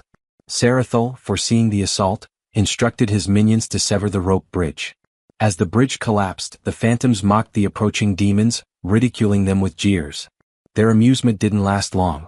Without hesitation, Kratos lunged across the chasm. Panic swept through the wraiths, until they realized he had miscalculated. He was plummeting. The phantoms erupted with laughter, calling him brainless for attempting such a reckless leap. Then the laughter died. They spotted fragments of his form embedded into the cliff face, once again with his posterior exposed. The ultimate glitch maneuver had been activated. The spirits flushed, blushing in discomfort. Slowly, Kratos began his ascent, turning once, turning again, revealing his backside with each twist. His expression remained grim and menacing. With a few more contortions, the demon lord reached the top. The specters, thoroughly unsettled, groaned in disgust. Kratos then gestured toward Zephyros, signaling the next phase of the operation. Zephyros gave a subtle nod in return. Kratos bolted inside. As per his calculated tactics, the food wraiths were expected to fear the potatoes. But by charging in unarmed and alone, he increased the odds they would fall for the trap. As predicted, Sarathal dispatched his food wraiths, believing the demon king lacked the cursed tubers. Any contact with him would be their triumph. The spectral attackers surged forward. Kratos initiated a concealed maneuver, his so-called quantum leap. A glitch-based strategy now branded with an impressive name. Once more his frame merged with the terrain, his posterior protruding as before. Then he vanished. The wraiths, unnerved, muttered about the bizarre nature of his movements, wondering when he gained the ability to phase through solid matter. They sensed him overhead. Lunging, they managed to grab hold of him. Victory seemed imminent, until he disappeared yet again. This marked the 19th occasion on which Kratos had executed this plan. He had memorized every crevice of the terrain. Having visualized the entire battlefield by combining all areas of enemy spawn from the game, he stood dead center, surrounded entirely by the food wraiths. Drawing in a breath, Kratos steadied himself. The phantoms believed he must be fatigued, even as the sovereign of demons. But Kratos declared internally that he no longer stood there as a ruler. He was a seasoned gamer.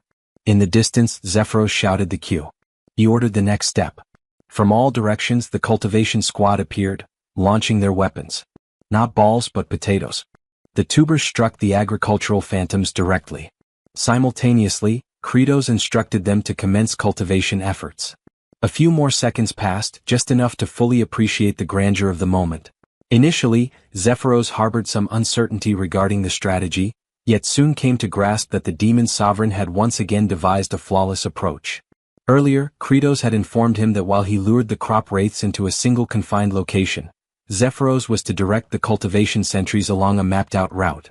Zephyros reviewed the diagram of a forsaken, ancient watercourse, nothing but a cul-de-sac, or so it appeared. Kratos insisted otherwise.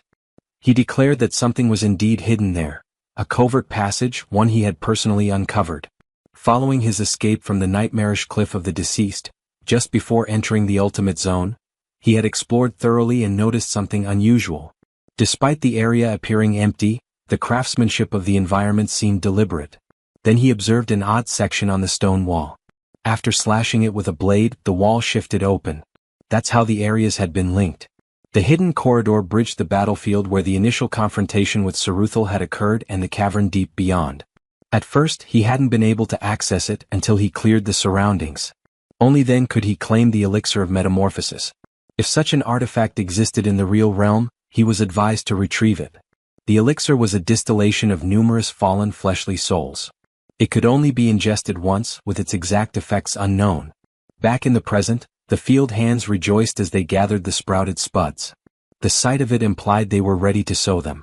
Flute's father thought tenderly of her and of how they might finally enjoy full meals. But witnessing all of this, Credo's features darkened. A memory surfaced. He once starved so severely that a kindly elder woman offered him food. She had even promised a hearty supper if he could just hold out a little longer. The next thing he remembered, an ambulance was parked nearby. That thought soured his expression. With that grim recollection fresh, he declared a statement that caused the workers to cheer. Anyone who interfered with their long-awaited nourishment would be utterly annihilated. Just then someone called out to the overlord. It was Baal, announcing his readiness to assist against Saruthal. Credos, however, ordered Baal to focus on carrying the provisions. Combat belonged to the head of the chain. Meanwhile, Saruthal invoked the great spirit of glacial heart. He beseeched it to ensnare more souls with its frozen wrath and grant him a surge of reinforcements and might. Out of nowhere, Credos landed a forceful kick square into his back, sending him to the ground. Saruthal lay stunned, face against the dirt, shocked by the Demon King's sudden arrival. Credos coldly responded that it was no longer his concern. Pest extermination was now underway. As Saruthal remained crouched, Credos loomed above. The former rebuked Credos, branding him foolish to believe he could triumph single-handedly. Saruthal's form began to morph. He disclosed his genuine prowess. Despite the dramatic transformation, Credos showed no reaction. His expression was blank, almost disinterested, for he had witnessed this countless times, 19 to be exact. In past playthroughs, while chasing the ever-fleeing Saruthal across the hazardous cliffs, aged Kimchi's player frequently ran into his minions. By the end, nearly every creature inhabiting those bluffs had been eradicated. Eventually, Saruthal retreated into the chamber containing the Heart of Ice Spirit. A fearsome relic, allegedly forged from the death of an ancient drake, it unleashed a chilling energy that ensnared wandering phantoms in the land of the living. Saruthal made attempts to summon additional allies using the relic's force, but the paladin always arrived in time for the final confrontation. There, Saruthal activated his most formidable power. He conjured a whirling gale, signifying his acceptance of Credo's formidable nature. Gradually, the vortex assumed shape, an exact replication of Credos himself. Saruthal was convinced this was the key to victory. Credos knew all too well what was happening. Saruthal's signature ability allowed him to flawlessly duplicate his adversary's attributes and embody them. That was the climax of the encounter. At that moment, Saruthal possessed identical statistics to Credo's own character, which were maximized to their limits. With staggering offensive capacity and a near-untouchable evasion trait, even a single misstep meant instantaneous defeat. Nonetheless, the attributes that Saruthal replicated were from the current demon monarch Credos, whose prowess was no longer as formidable. Saruthal lunged forward. Simultaneously, Credos received a prompt to utilize his HP to acquire various attribute enhancements. He had the option to allocate 10% more to his existing stamina, which stood at 30%, as well as his psychological fortitude, bodily power, nimbleness, and arcane energy, each resting at 20%. With a reserve of 302 HP, Credos spent 50 of them to elevate his agility to 30%. Saruthal was taken aback when Credos sidestepped his strike with ease. Following that, Credos delivered a punch with all the force he could summon. Another 50 points were consumed to boost his brute force from 20% to 30%. He met Saruthal's clenched fist directly with his own. The impact prompted Saruthal to cry out in pain, bewildered as to how Credos remained unscathed. Credos retorted that cultivating land also required intellect. Enraged, Saruthal attempted to unleash the Bloody Strike technique, but Credos had already invested 50 points to amplify his magical force, raising it to 30%, and another 50 to augment his mental endurance to the same level. Both unleashed their lightning-based abilities. Saruthal was caught by surprise as his spell backfired, and he was struck by his own electrical discharge. The so-called Zeus impersonator began to liquefy, reduced to a viscous pool. His form now resembled that of gelatinous goo. At that moment, Credos was informed that he had expended his HP to elevate all of his core attributes to a uniform level of 30%. Then, a notification appeared. His development quest was now fulfilled. As a consequence, a fresh ability had become accessible. Summon Farmer's Throne, which required 100 HP to unlock. This throne, a clear homage to Game of Thrones, was armed with an array of sturdy agricultural instruments. Credos found the timing fortuitous, as he was in need of superior equipment. Even as a puddle, Saruthal still had the ability to speak. He addressed Credos, questioning whether he believed the battle had concluded. Credos responded in the negative. He was well aware that all second-phase encounters had a follow-up transformation. Saruthal's mass shifted again, now transforming into an archaic, malevolent dragon. He claimed that this was his true origin. Kratos was stunned. Witnessing it firsthand, the creature's offensive capability and reservoir of vitality were staggering. But it was expected. Saruthal served as the boss directly preceding the game's ultimate antagonist. Kratos, however, felt no dread. That was precisely when Baal and the agricultural enforcers arrived. He informed Saruthal that he had already emerged from the final stage himself. Then he issued a challenge. What could Saruthal possibly do now? Saruthal froze. Overwhelmed by the sight of reinforcements, he began to panic. He pleaded for a conversation to negotiate. But his appeal came too late. The farm enforcers stormed toward him, impelled by their yearning for a successful yield. They unleashed their accumulated frustration on Saruthal for disrupting their tilling. Saruthal begged for leniency. Kratos recognized that he could overcome Saruthal through direct combat, but the entity's capacity for speech and motion gave him pause. It didn't feel right to destroy it with his own hands.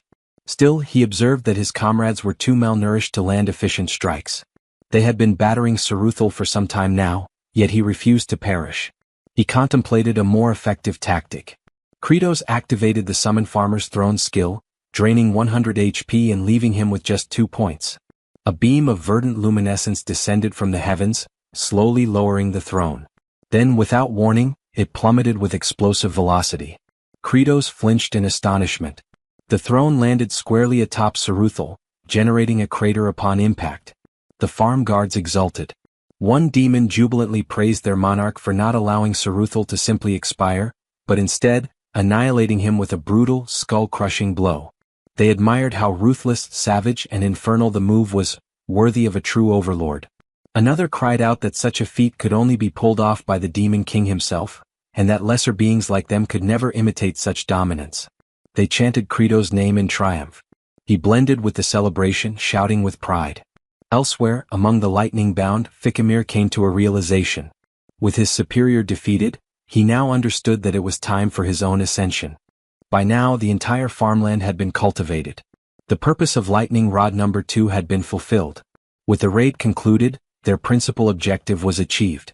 The potato shoots had sprouted, and Kratos had successfully eliminated every blight that jeopardized the upcoming yield. With those hurdles overcome, he exclaimed with fervor that it was the moment to sow the tubers. Yet before they could vacate the premises, the crystalline orb situated upon the pedestal stirred. Kratos took notice. A notification appeared, confirming that his objective of vanquishing Saruthal on the Cliff of the Departed for the 20th instance had now been fulfilled. That led him to wonder whether he had simply resumed from the 19th attempt in the game. The system then alerted him of a concealed scenario now being unlocked. A sealed essence confined within the core of Frozen Spirit had been released due to mishandling. The Heart of Ice began to emit vapor. Its structure opened gradually. As Kratos approached, he was met with astonishment. A diminutive azure hatchling emerged. He stood speechless, eyes wide in disbelief. The juvenile dragon noticed him. With excitement it uttered a name, T-Bone. Their gazes locked in stillness. The small WRM pondered if this bizarre entity before him might be his parent. As Kratos extended his hand, the little one shuddered with sensitivity. The dragon remembered hatching from its shell in pitch blackness, overwhelmed with fear, yet now relieved that its father had found him. That sense of comfort quickly faded once it got a good look at Kratos' unfortunate visage. Even though Kratos made an admiring remark about the creature's cuteness, the hatchling quaked in apprehension. As the group began to exit the chamber, the overzealous agricultural enforcers jokingly hollered about cooking the baby drake. This left the creature misty-eyed. Kratos rebuked them, labeling them fools, and reminded them that raising the beast first would yield greater returns. This, of course, led the little one to suspect that its supposed caretaker might actually intend to consume it. Kratos came to a halt when he noticed the awaiting crowd. The demons had gathered to welcome back the farming corps, their expressions sincere with joy. Fluck ran directly into her father's arms. Families reunited in warmth and relief. The baby dragon's cheeks turned rosy as it sensed the shared affection in the air. He glanced up at the figure holding him, realizing that perhaps they weren't so frightening after all. That was until he looked once more at the face of his so-called guardian. His opinion reversed immediately. No, they were absolutely terrifying. As twilight descended, the hatchling trembled in a shadowy corner. He cautiously peeked out, only to catch sight of the demon sovereign's ominous expression again. It made the little dragon assume they were merely biding their time until he matured enough to be eaten. Meanwhile, the overlord himself was absorbed in thought, primarily concerning how to nourish the young drake. He had heard somewhere that juvenile dragons fed on polished minerals, yet there wasn't a single gemstone in sight. Only piles of corroded scrap littered the storage. Zephyros soon arrived to give his report. As anticipated, significant setbacks had arisen during the construction of embankments. To cultivate vegetation properly, earthen ridges were necessary, raised mounds lining the fields. Ideally, such structures required untainted soil, but their terrain was littered with fragments of stone. Despite their efforts, each attempt by the farm guards to dig deeper resulted in the emergence of more debris.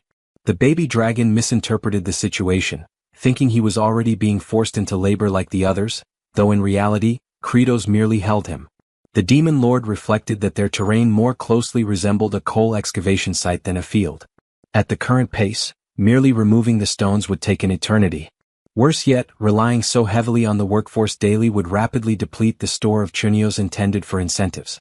Even the prospect of receiving backup from other high-ranking demons wouldn't solve the dilemma.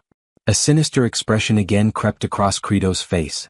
He daydreamed about being the protagonist in a fantasy serial, one with the ability to summon a magical companion. He imagined some sort of burrowing beast like a wombat, capable of clearing the stones effortlessly.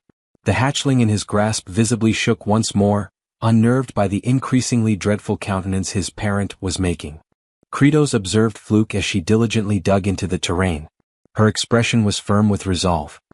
He continued watching her and came to the realization that it was time to stop complaining and instead devise a solution.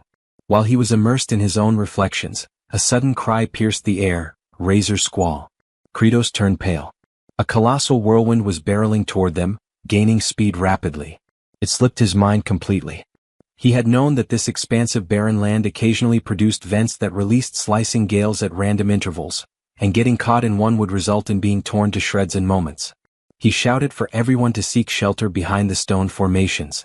They scrambled toward anything that could provide shadow and dropped low to the ground. Kratos also bolted for cover, but even though the slicing wind was still a distance away, the sheer force of the air pressure was staggering. What he had experienced during gameplay didn't even come close. This was a calamity of nature, the greatest peril to cultivation efforts. But amidst the chaos, he spotted Fluke dashing toward the incoming vortex. Kratos' eyes widened. She wasn't fleeing, she was heading to Azerat. Her father took off after her. Irritation surged in Kratos at the reckless girl. Without hesitation, he handed the hatchling to his own father, instructing him to protect the young drake, warning that anyone who pursued him would face consequences.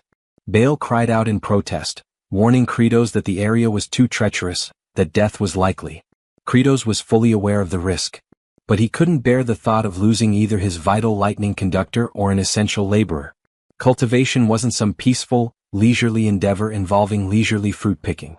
Fluke, struggling, attempted to move the pole, but her efforts were fruitless. Azerat shouted for her to abandon the attempt and escape. In Kratos' mind, he likened both agriculture and survival to waging war. He yelled at the child to step aside, then drove his foot into the stake, shattering it. Azerat let out a piercing scream as he toppled, smacking the ground face first. The demon sovereign's cheek was sliced open. Fluke, though lacerated across her body, continued attempting to untie the restraints. Azerat insisted the knot was one of the binding types, so tight not even one of the 4 heavenly generals could release it. He was adamant she wouldn't succeed and told her again to retreat. Fluke gasped in shock as she was abruptly lifted. Kratos had hoisted both her and the stake. The young WRM could sense the sheer exertion of strength. It knew its guardian was no paragon of durability. Blood poured from Kratos' wounds as he let out a roar and sprinted with all the energy he could muster. The tiny drake, understanding the toll on his caretaker's body, gazed in astonishment at how far the Demon King was willing to go for others. The bladed wind storm drew near. Kratos ran, leaking crimson from his injuries as the storm approached with unrelenting speed. Eventually his body gave in. He collapsed, clutching Fluke tightly in his arms. The pole slipped from his grasp as he hit the dirt. The baby dragon flapped toward his guardian. He now perceived him as a benevolent being. The hatchling inched closer, then inhaled deeply and cried out the name T-Bone at the top of his lungs, unleashing a torrent of glacial wind. It clashed directly with the approaching razor storm. Kratos sensed the violent wind current diminish. He concluded the young dragon had utilized its cryogenic breath to disrupt the upward drafts fueling the vortex. Meanwhile, the tiny creature continued its effort. Despite its small frame, the dragon released a remarkably potent blast of frigid air. At that moment, Kratos resigned himself to his fate, understanding that such a feat might be overwhelming for a hatchling. The shredding wind loomed ever nearer. But then salvation arrived. 3 demons raced to their aid. Fluke's father lifted Kratos, Zephyros swept up Fluke, and Baal carried Azurat. Alongside the infant dragon, they fled from the deadly storm, exerting every ounce of speed and strength they possessed. Later on, Kratos was resting on his bed. 2 commanders approached him, both wearing sinister expressions. Hartok remarked that at last the demon overlord had drifted off, and that he would finally sever his head. Sergi concurred and mentioned that once they dealt with the remaining 2 fools, one of them would rise as the new demon monarch. They both pledged to remain partners until that moment. They pushed open the door and stepped into the chamber, immediately advancing toward the bed, ready to unleash their assaults. However, they froze midway, noticing something odd as the demon overlord had his eyes wide open with a chilling stare. They stood frozen, feeling as if they had been anticipated, yet chose to push forward since it might be their only shot. Just then, Bahal and Azurat entered the chamber, questioning what the 2 thought they were attempting. The towering figure warned that the demon overlord was resting peacefully and that they shouldn't interrupt him. He also added about the expression Kratos made while dozing off, creepy enough to deserve the title of demon overlord even in slumber. With that, he stressed that if they dared disturb their master's rest, they would deeply regret it. The one wearing the monocle admitted he understood the muscle-bound brute's point, but questioned whether Azurat was in the same boat, considering siding with a demon overlord obsessed with agriculture. Azurat answered that he wasn't particularly thrilled about it, but owed his life to Kratos, and thus was merely repaying that debt. Hartok then asked if he hadn't realized yet that this entire potato farming scheme was only causing chaos, certain that beyond failing, it would drive them all into famine. So he wished to know if that didn't bother him. Without delay, Azurat responded that things were simply like that, and recalled young Flute toiling so earnestly despite her age. For that reason he stated if they wished to survive, they had to be willing to risk their lives. Even though he preferred risking it in combat as that was simply his nature. The one with the monocle firmly declared they would regret that decision, then exited the room with Sergi. At that instant, the commanders heard a noise from the chamber and saw that the demon overlord had awakened. Kratos, bewildered, called out Azurat's name, and the general questioned whether he might have overheard their entire discussion, though he quickly clarified he wasn't supporting him or anything similar. He insisted that he was merely repaying what he owed or something along those lines. Nonetheless, Kratos, with a menacing glare, demanded to know what on earth the lightning rod was doing walking around. Azurat, puzzled, had no time to react before receiving a bloody strike so intense it was visible from outside the fortress. They left the room, with Bahal carrying the battered Azurat on his back. And the demon overlord stated that they couldn't waste any more time and urged to gather everyone to resume clearing the lands. The general then mentioned that in truth, the stones had already vanished and that Zephyros had taken care of it. He appeared puzzled upon hearing that, until he noticed his subordinate giving orders to the farming squads. Observing this, he moved closer and questioned the patrol about what had been done with all the stones. Zephyros gestured toward a certain direction, stating he was with a particular creature. From a distance, Kratos glanced over and asked if it was T-Bone. The young dragon carried as many stones as possible in his mouth and flew back repeatedly to fetch more. He figured he couldn't shield his father from the slicing wind since he was still too small. But he was determined to eat plenty so he could grow swiftly. While soaring, he realized his father was calling him and immediately changed course toward him. Which made Kratos thrilled to see his child even while wearing a fearsome expression. He contemplated that the slicing winds didn't occur frequently, and that if his baby dragon kept watching the sky and released the icy breath at just the right moment, they might manage to block the hurricane, but he considered there was no alternative, since avoiding this would lead to an even bigger problem. Then Zephyros mentioned that the Chunho supply was running low and asked whether they should prepare more. Kratos answered that it wasn't necessary and pondered that the first challenge of farming was natural disasters, and the second was cost, hurdles they would need to conquer. Meanwhile, inside the fortress, Sergi rested in her chamber until she removed her helmet. She, a stunning blonde, shook out her hair and remarked that the stench of manure still clung to her even after so many days without stepping into the fields. At that instant, Kratos called at her door, saying they needed to discuss something. She found it odd, since the demon overlord had never come to her room before. So she questioned what he wanted, claiming they had nothing to discuss. He stated he truly needed her assistance and asked her to please open the door. She became enraged and ordered him to leave, but he insisted, warning her that he would enter. Sergi spun around, shouting that there was no reason for them to talk, until she saw Kratos nearly naked crossing the doorway and became frantic at the sight. She then demanded to know if he was insane for entering a woman's room like that. Immediately, he dropped to a crouch, prompting her to ask what on earth he was doing. Kratos explained that without her, he was helpless. She didn't understand and blushed furiously. Kratos reflected that in order to cut costs, he was even prepared to kneel since he urgently needed her sharp blade at that moment. Sergi, still flustered, said that if he needed it so desperately, she was willing to hear him out. He quickly noticed her reaction and couldn't believe she had suddenly changed her demeanor. They proceeded to the storage area and stood before the potatoes. Kratos requested her to slice the potatoes since they needed to be halved for planting. Upon hearing this, she flew into a rage, feeling completely deceived, while cursing the demon overlord with every possible insult. He attempted to clarify that the task was simple, and that she shouldn't cut potatoes with 3 or fewer sprouts, but if there were 4, then she could proceed.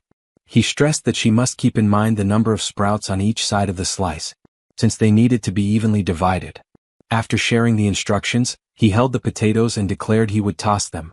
But Sergi firmly stated she never agreed to do that. Nevertheless, he threw them anyway and without time to react. She braced herself and, using remarkable skill, sliced all the potatoes perfectly in half, cutting with extreme accuracy that even left Kratos astonished. He began inspecting them one by one and questioned how she managed to slice so precisely. Turning toward her, he praised her once more, saying he had always known she was the only one capable of it. She thought about that half-hearted flattery and became wary, knowing she wouldn't fall for his sweet talk again, calling him a deceitful trickster. Instantly, he stood up with an intimidating aura and stepped closer to her. Then he grabbed a cloth and wiped his blade until it gleamed. The general felt flustered and asked what he was doing. He answered that potato juice had splashed on it and it needed to be cleaned. She, burning with embarrassment, wondered if he had lost his mind, unable to comprehend why he was acting this way. Besides that look in his eyes, sincere, warm, and intense.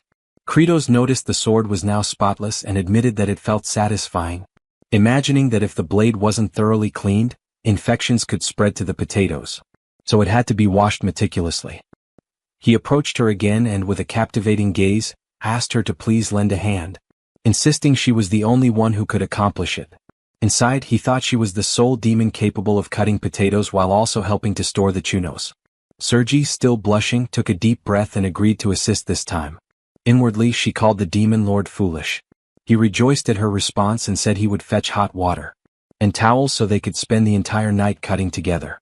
She simply couldn't understand why the demon lord was so thrilled, once again calling him silly. After that, they continued slicing all the potatoes, while Hartok watched from afar, seeing the two working in total harmony as they cut. He fumed at the sight, thinking Sergi had also become one of the pitiful fools, volunteering to serve the demon lord simply because she received a few compliments. Meanwhile, beneath the scorching sun, Azurat was still tied to the cross, contemplating what it meant to truly live and wondering what purpose a lightning rod had to keep existing since such a harsh life seemed worthless. Then Flute approached and mentioned that the elders had saved Chunos for him, and asked if he wanted to play the game of tossing them. He called her a brat and asked if she truly believed that a great general like him would ever play a game with a low-ranking demon, warning that he would devour her alive if she dared come closer. Regardless, she tosses the food, but it lands directly in his mouth. This infuriates him so much that he demands to know if she doesn't understand how to throw correctly, ordering her to do it properly. From a distance, the one with the monocle observes and concludes that Azurat has already lost his sanity, thinking he has taken so many blows that he can't think clearly anymore. Then he spins around after hearing someone yelling. It was Kratos announcing that they would finally begin planting the potatoes in the fields. Hartok watches the scene and decides that he never expected anything from him anyway. At that exact moment, the farming squad begins expressing gratitude to Sergi for slicing all the potatoes for them. She, slightly embarrassed, responds that she didn't cut them for their sake. The monocle wearer notices her reaction and questions what kind of expression that is, since it doesn't resemble the face of a great demon general. He also notices the lower-ranking demons weeping over the potato seeds, and questions whether they aren't ashamed of themselves. He concludes they are all fools and internally declares that the greatest mind among the demons will rise to take the demon lord's throne. Meanwhile, Kratos instructs them to keep planting since soon the sprouts will emerge and break through the ground. He further warns that when that happens they should start removing the extra sprouts. Bahal claims he's very skilled at cutting, but the demon lord orders him to stay quiet, and explains that each seed piece can produce 3 to 6 sprouts. Following this explanation, he poses the question of what is preferable, more or fewer sprouts. The demons answer that more would be better, but Kratos corrects them, stating that fewer is actually ideal. They appear bewildered and question why fewer is better, convinced the demon lord must be mistaken. Hartok, witnessing the conversation, becomes frustrated and calls everyone utter fools. Then he urges them to think for a moment because if there are too many sprouts, they will compete with each other for nutrients. In other words, the potato itself will end up with fewer nutrients. Kratos overhears from afar and admits his surprise, asking how Hartok knows that, and whether he has cultivated before. Hartok replies by questioning if they truly need to be taught something so fundamental, explaining that the sprouts and the potato share the same nutrients, which should be obvious. Kratos then asks how many sprouts would be ideal, and Hartok responds that 2 would be the obvious answer. But after thinking further, he concludes that practically speaking, they could assume 1 sprout is best. However, if that single sprout damages the potato's root, it might die. He also proposes that they could create fertile soil artificially, by adding manure and turning the earth to improve airflow. Everyone stands in awe at his explanation as he continues, stating that the soil group won't only benefit the potatoes but also weeds that compete for nutrients, which means those weeds will need to be eliminated. The demon lord simply cannot comprehend what he has just heard, and loudly demands that everyone applaud since they have a true genius in their ranks. All the demons begin shouting, "Genius, genius, genius," and Hartok becomes agitated hearing it as they don't stop praising him for even a moment. For a brief instant, he recalls how his mother always called him foolish, and turns around, overcome with emotion, trying to hide that he is tearing up, not fully understanding why he feels that way. Then Kratos steps forward and calls him wise, declaring that from now on, he will appoint him to lead the farmer troops as their commander. Hartok internally thinks this is absurd since his intellect exists to conquer and annihilate other species. However, Kratos yells, asking what everyone is standing around for, insisting they show respect to the supreme elite of the demon kind.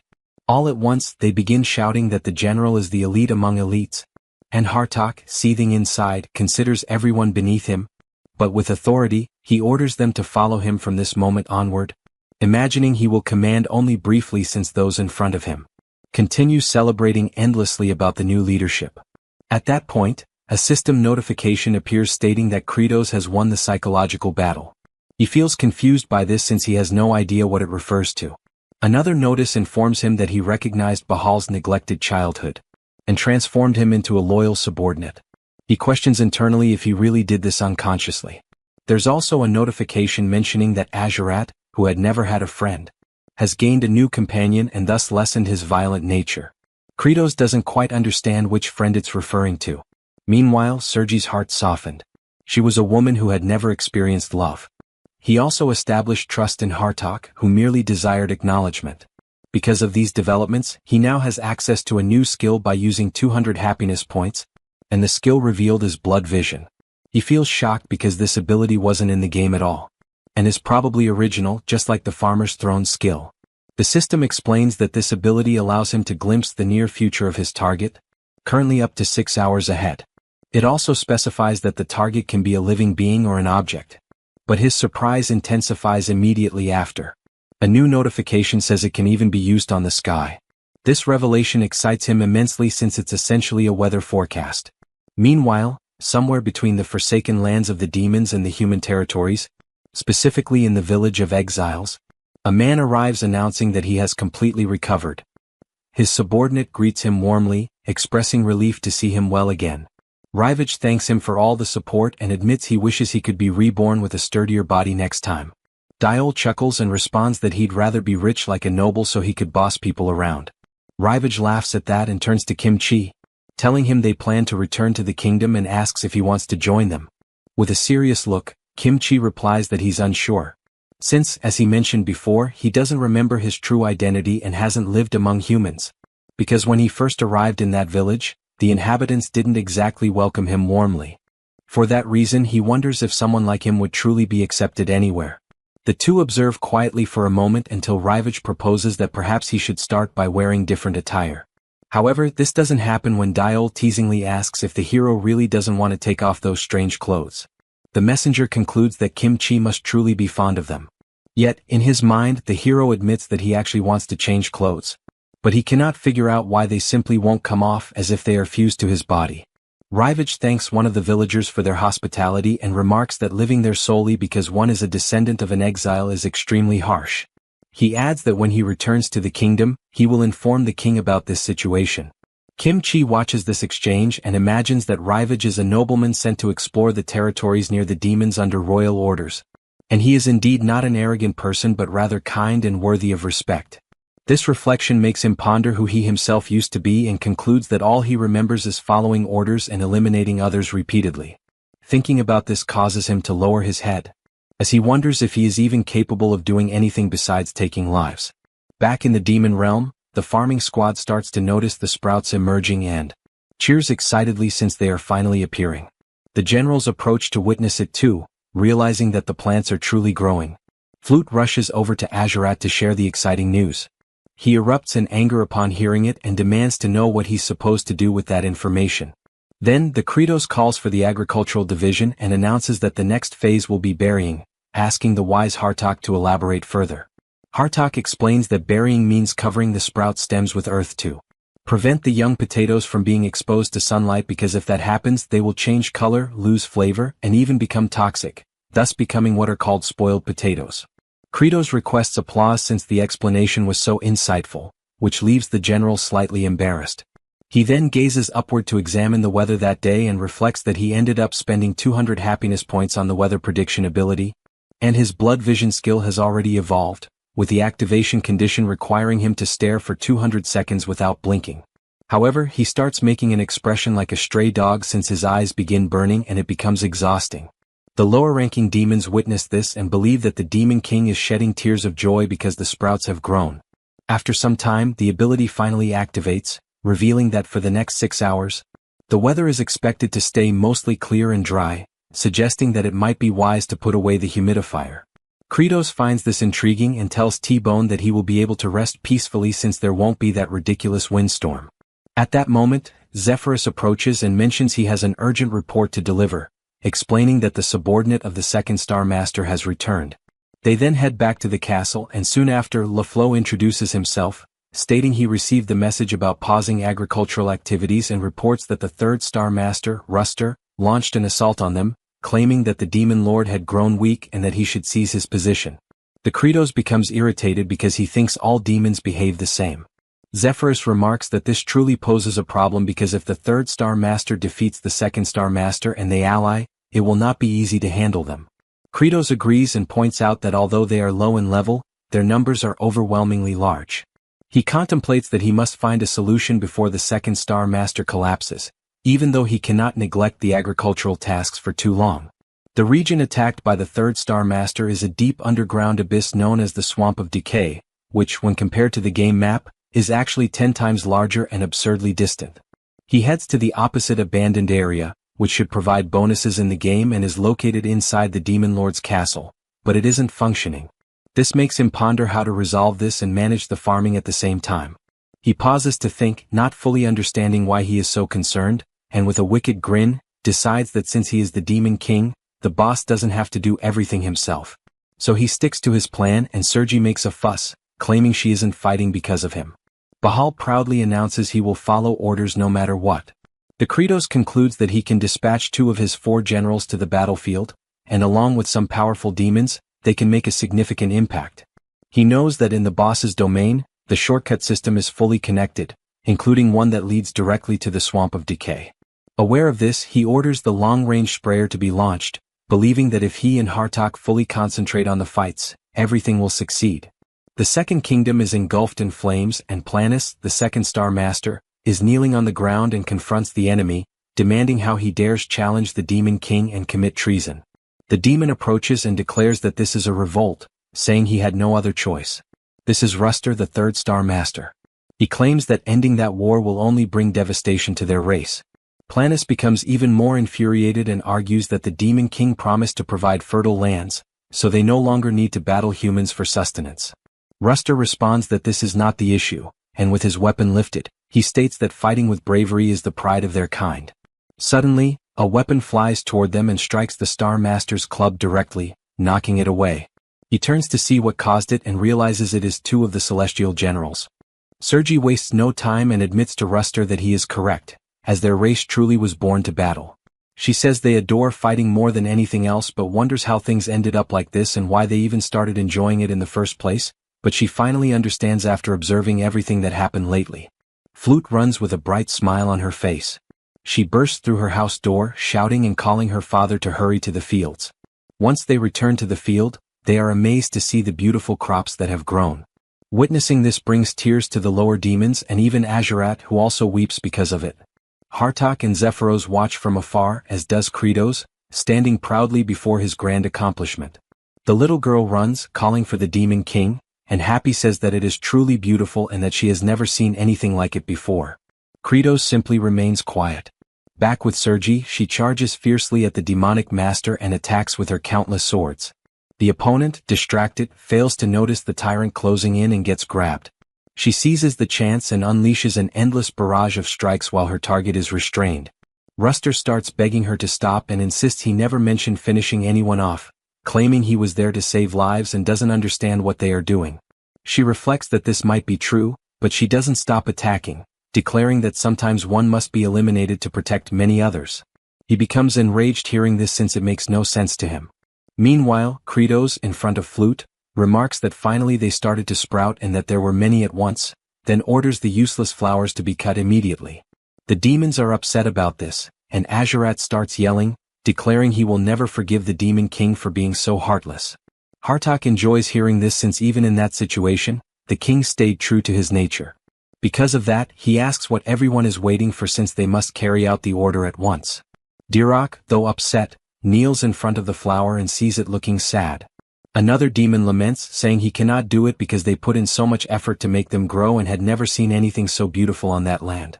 The general, with little patience, warns that if they leave the flowers there, they will consume all the nutrients instead of the potatoes doing so, and the priority is to make the potatoes grow large and well-fed, not create a flower bed. The farming troops then comply even though it pains them deeply. Kratos watches this with excitement since he enjoyed hearing the word potato echo in his mind. After that, the generals return and report that they have captured Ruster. The Demon King makes it clear that this is the consequence for sparking a rebellion and that everything he built was destroyed by another, and he will do something about it. The Star Master simply asks to finish him already since a demon who lost his honor in combat deserves nothing but death. Without delay, Kratos uses his ability to fry the demonic master, but he laughs as he didn't even feel a tickle because he wears excellent armor. Kratos questions if that really happened and if he didn't take any damage at all. Then he drags him to the plantation and uses a lightning rod, explaining that he actually found the task quite useful. Then he uses his ability again, making Ruster scream in agony and also beg to be finished already, and since now they have a new lightning rod. The Demon King requests someone to take Azurat off the cross since he isn't recovering well and it's long overdue to retire him. They untie him and Flute runs toward him to help, but stops midway because his expression was terrifying. The general keeps muttering that the little demon girl humiliated him for too long and that's why he wants to devour her first. She freezes in shock upon seeing his ominous aura. However, his legs give out and he collapses face first to the ground. He curses it all since it has been ages since he last walked until Bahal approaches and lifts him into his arms, leaving Azurat inconsolable to the point of demanding what the hell he thinks he's doing since he's not a princess to be carried around like that. The big guy ties him to his back to carry him and says it was an order from the Demon Lord and that he'll stay like that for now. The Prince of Darkness is furious about it, swearing that he will never forget this humiliation. Meanwhile, Kratos watching from a distance admits that he was worried that Lunatic would snap again, but when he used his blood vision skill, he quickly knew the weather would stay the same for 6 hours and so he decided to release him. He points his finger and says that harvest day will come soon so they need to move faster. But deep down he's relaxed since he has a super fast weed cutter that can eliminate the flowers instantly. He also has a professional transporter that makes everything much smoother. He reflects that, in a way, the autumn harvest isn't far off and the food supplies are steadily depleting, and even though demons are used to famine, he can't bear to see how exhausted they'll become. At that moment, someone approaches calling out to him. It was Planus, who introduces himself as the master of the second star and is there to express his gratitude for having been saved. Kratos stands quiet for a moment, and so does the star master. Then, he abruptly shifts his expression to rage, leaving Planus bewildered as to why he suddenly turned furious. All Kratos can think about is why that demon showed up empty-handed to offer thanks when he could have at least brought some wine or a few fruits. The Star Master mentions that he is currently gathering some of the third star's subordinates and will soon put them to work. All the Demon King can think about is that the potatoes are thriving splendidly, and he wants to harvest them quickly to prepare chunos. He says that what he really wants is to watch the demons eat until they are completely satisfied. Only then does he pause to think about why he started doing this in the first place. While lost in his thoughts, the second Star Master announces that he will prepare the troops and then leaves the field. Kratos watches him depart and considers that this Star Master was among the weakest and least advanced, yet he liked the confidence he carried and his unwavering loyalty to the demon homeland. He also guesses that this demon is technically like a plant, so in the end he might turn out quite valuable. As Planus walks through the field, he feels under his feet that the earth is incredibly rich and brimming with nutrients unlike anything he had ever sensed before. After strolling for a while, he imagines that at first he was merely a sprout and therefore never grew properly using nutrients. But he finds that soil remarkably different because it was nurtured by Lord Kratos. He uses his power and begins to root himself into the mountain, concluding that he can become stronger in that ground to the extent of potentially rising to the level of Demon King. Thinking about this, his roots start spreading throughout the entire land. The next day, Kratos shouts at the low demons to prepare for exercise time. Starting with arm movements, the Demon Lord guides them with bizarre music. The low demons sing along with him, copying every single demonstration. Kratos, watching T-Bone enjoying the exercises, thinks about how messy the crew was at the beginning and feels amazed by how precise they are now. Thanks to their demonic physical properties, they can follow even the most surprising instructions. While they roll from side to side, Kratos realizes that the low demons will become essentially strong under his command. Suddenly, Bahal arrives, shouting loudly while carrying Azurat on his back. He announced that all the potato leaves had turned yellow, immediately catching Kratos' attention. Everyone hurried to the field and quickly noticed the obvious change in the color of the potato foliage.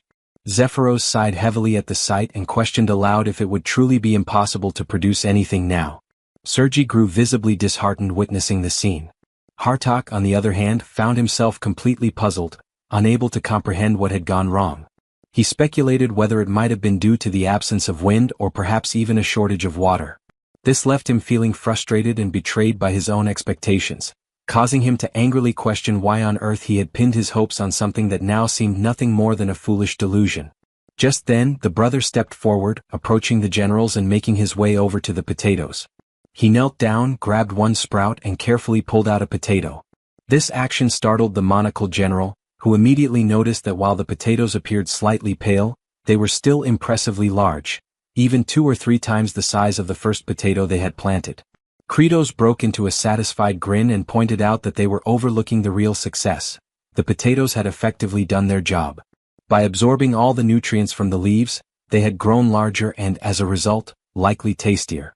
He declared proudly that everyone had performed exceptionally well and emphasized that this achievement had only been possible thanks to their collective effort. Hearing this, all the generals became deeply moved, realizing that their hard work had not been in vain after all. Later that night, back at the castle, Kratos lay in bed reflecting on the praise he had given to the demons earlier.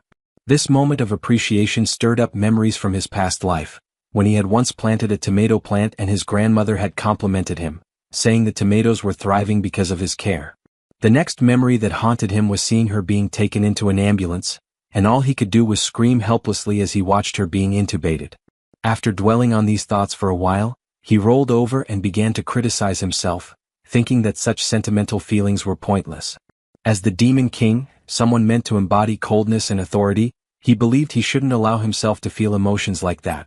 He also reminded himself that even though they would soon have hundreds of potatoes to eat, they could not afford to let their guard down. Relying too heavily on potatoes could lead them straight into starvation if something happened like a pest infestation, similar to the infamous Irish famine.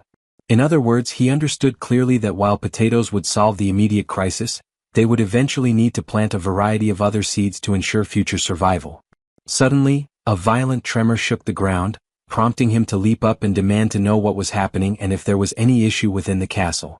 At that exact moment, a massive crack split open, and a gigantic root erupted from below, smashing everything in its path and shooting up to a towering height before him. Kratos stood there, stunned and horrified, shouting in disbelief, questioning what on earth that monstrous thing was. Meanwhile, outside in the fields, Flute was still carefully examining the potato leaves. She recalled that the Demon King had mentioned that the leaves would naturally fall off as the potatoes matured. However, she sensed something felt terribly off and began to dig with determination, convinced that something was wrong beneath the surface. When she finally pulled one of the potatoes out, she was horrified to discover that the vegetable had simply vanished. She prepares to dash off, intending to alert the adults immediately, but soon freezes in place as the entire castle becomes engulfed by countless enormous branches. Kratos finds himself ensnared by the massive tendrils, and just then the Star Master emerges, laughing mockingly and remarking that the Demon King now resembles a helpless insect. Kratos cannot comprehend what he's seeing since that towering figure is actually Planus, the very one who had assisted them only moments earlier. Planus reveals, boasting proudly, that thanks to the nutrient-rich, fertile earth Kratos had cultivated, he was able to grow into this monstrous form. It is only then that Kratos pieces everything together and realizes in horror what must have happened to his precious crops, his rage boiling over as he roars, calling Planus a bastard and demanding to know exactly what he had done to the fields. The Star Master taunts him, asking sarcastically if he's furious and what exactly he plans to do about it. Without warning, Planus violently swings Kratos back and forth before hurling him forcefully to the ground, causing severe injuries instantly. Meanwhile, the generals scramble frantically around the castle, struggling to make sense of the chaos, while Bahal pleads to be freed so he can rush to rescue the Demon King. Sergi and Azurat question if he's lost his mind, pointing out that even if they attempted something, facing that star demon would be impossible. Yet, Bahal remains defiant, asserting that indeed the Demon Lord is weak, a truth he discovered when he himself was aided by Kratos, proving how fragile the king truly is. The devastation within the castle continues without pause, until Planus, having absorbed all the nutrients from the earth, assumes a gargantuan form. At that moment, Kratos plummets helplessly from the immense height. The generals gaze upward in disbelief, and Zephyros is left aghast, questioning if that towering creature is truly Planus. Planus commands all to listen and with a chilling voice, declares that Kratos is dead. All the generals are left in utter shock, unable to process it, and the loyal servants and the baby dragon share the same disbelief. The lower demons are overcome with grief, especially Flute, who breaks down sobbing uncontrollably. Planus continues his proclamation, reminding them of the ancient demon law that dictates power belongs solely to the strongest. For that reason, he officially declares himself the new Demon King and orders every last one of them to bow before his overwhelming might.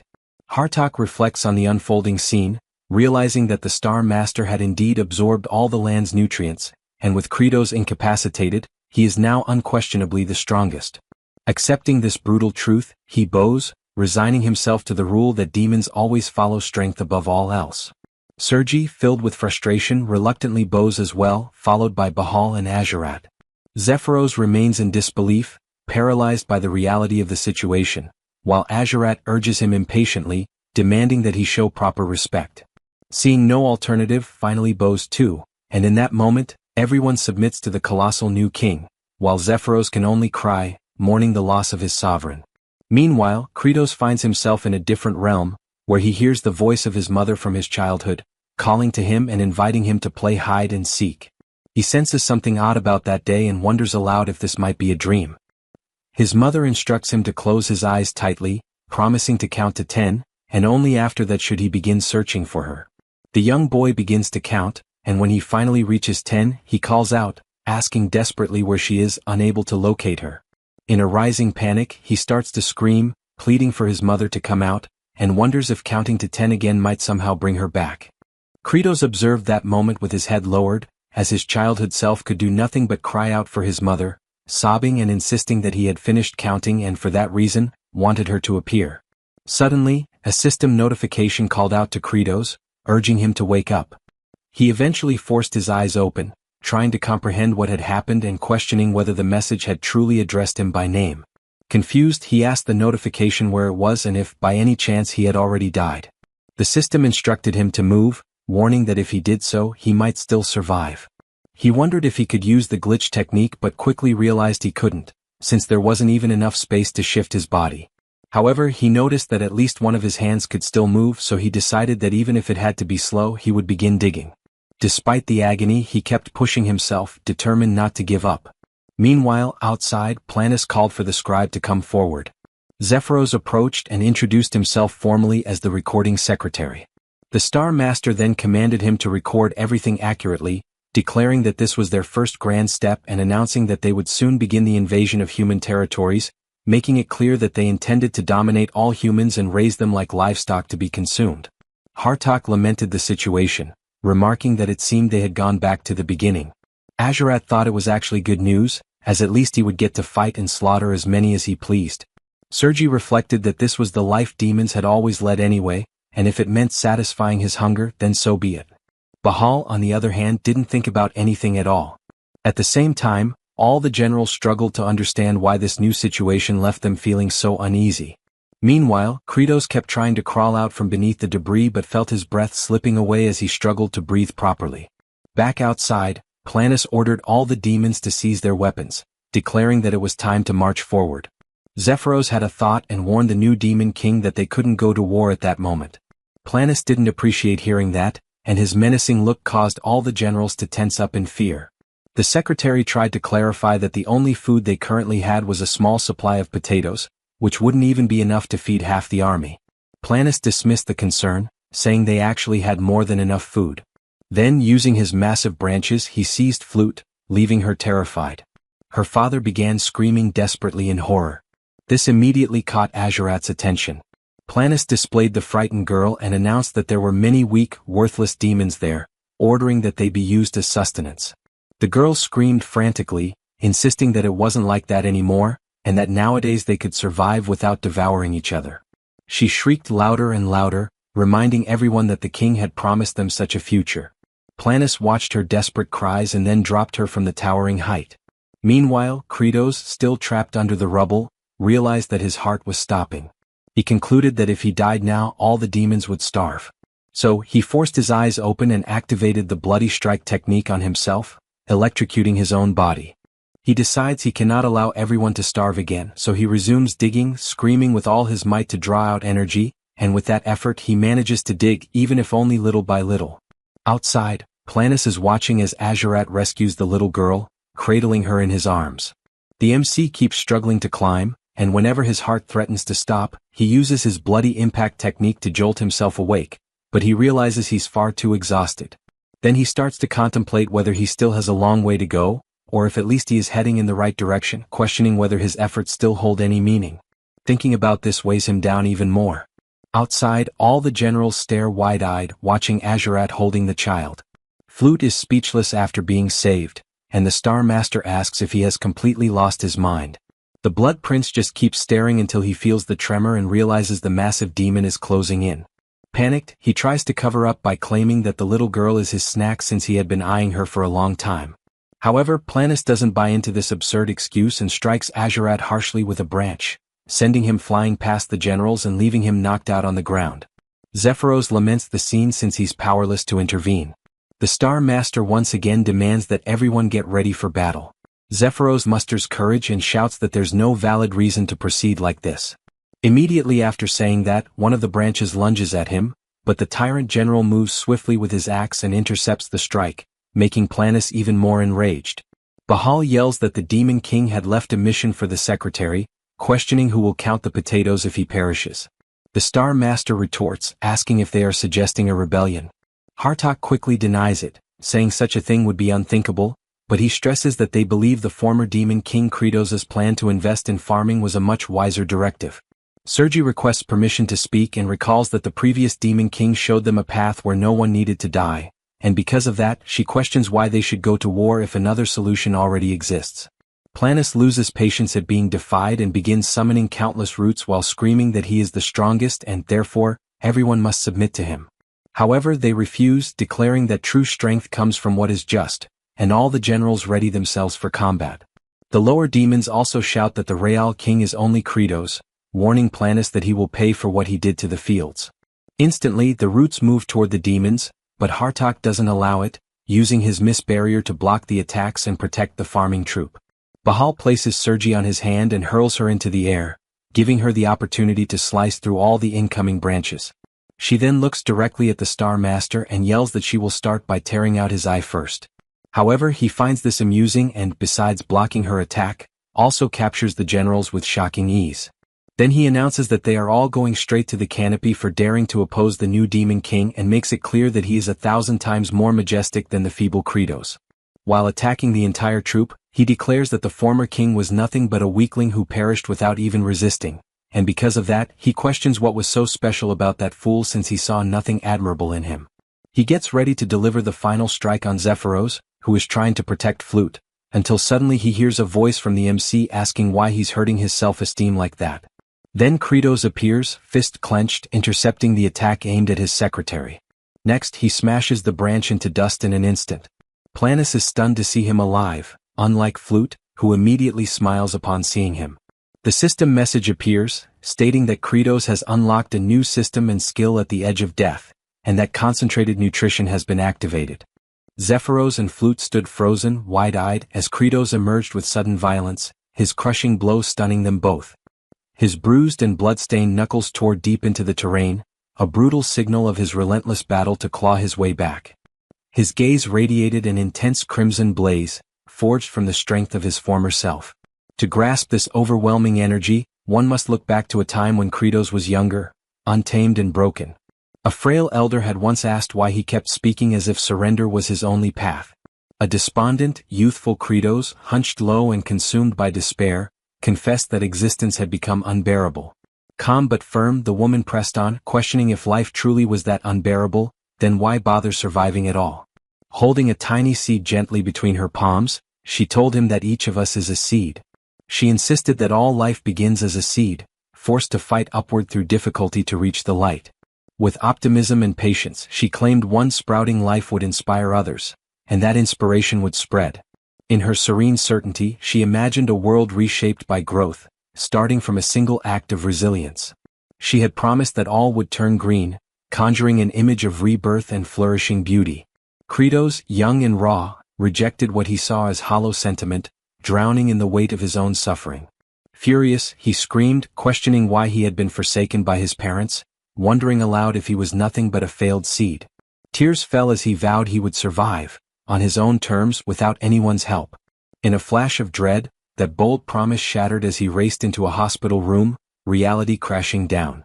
With breath caught in his throat, he watched the dying elder, her words echoing like fate's final whisper. She had said that they were all destined seeds, haunting, gentle and profound words. It was in that moment, as her life faded, that Kratos's true path and inner power began to awaken. Now, with a fierce resurgence in the present, a glowing system prompt appeared, triggered by the immense force of Kratos's awakening blow. Brilliant golden energy radiated outward, signaling the unleashing of his unrestrained power. Kratos took notice. A system called Mana Seed had activated, something unknown, clearly not from the game's usual framework. It presented a third-tier Mana Seed, enhancing his attributes and unlocking a sliver of hope for escape.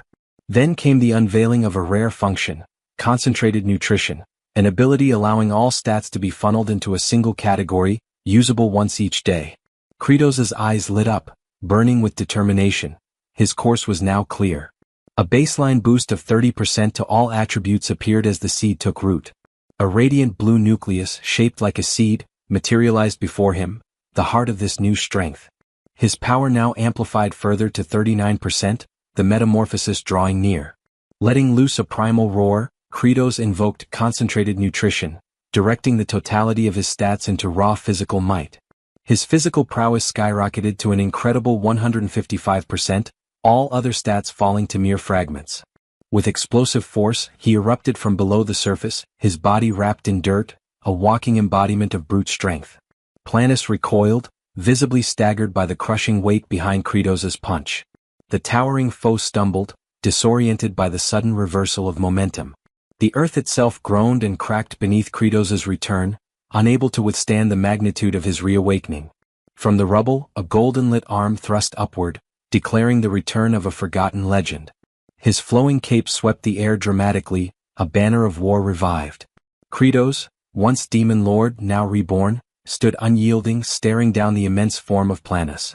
Still trembling from the impact, Planus demanded answers, voice shaken, asking how Kratos had managed to survive, if it's really him standing tall. Kratos, wounded but intact, responds sarcastically by asking if seeing him isn't clear enough to know that he is in fact himself. Nearby, the demon farmers gazed on with faces lit by both relief and awe, recognizing their true sovereign at last. Kratos now stood before them, restored and resolute, the leader they had long awaited as the farmers erupted into cheers for a harvest yet to come. T-Bone, seeing his father, rushed toward Kratos without hesitation. Seeking solace, the little creature pressed affectionately against Kratos' cheek, drawn by warmth and familiarity. Hartok, though visibly relieved by Kratos' return, concealed a storm of lingering doubts beneath his expression. Sergei, clad in battered armor and stained with defeat, trembled at the thought that Planus might be insurmountable. Even Bahal, wounded yet breathing, questioned whether even a demon lord's strength could match Planus' monstrous force. Planus, however, perceived Kratos' reappearance not as a threat, but as an ideal opportunity to extinguish all resistance. Its glowing eyes radiated murderous intent as it promised the annihilation of Kratos and anyone who dared follow him. Yet Kratos, cradling the young dragon, answered the beast's declaration with a calm, unwavering grin. He would not back down. He spoke with clarity, explaining that despite Planus' sheer magnitude, its movements followed a set rhythm, like a predictable raid boss. Internally, Kratos assured himself, every one of the creature's attacks could be sidestepped. He had seen all of these patterns before. Tactical and methodical. He knew the farmer battalion, who had endured brutal training sessions under his command, were equally prepared. Their bodies had been conditioned to react, trained to dodge even monstrous blows without hesitation. As Planus thundered forward, unleashing a deafening battle cry, Kratos issued the call for formation. His troops assembled without delay. The titanic foot of the enemy came crashing down, aiming to crush them in one strike. Kratos ordered them to shift left, and the squad moved with perfect unity. The ground split violently beneath the place they just stood, but their synchronized movement spared them. He called for them to veer right, and again they executed the maneuver like clockwork. He barked for them to hit the ground as a sweeping limb cut through the air just overhead.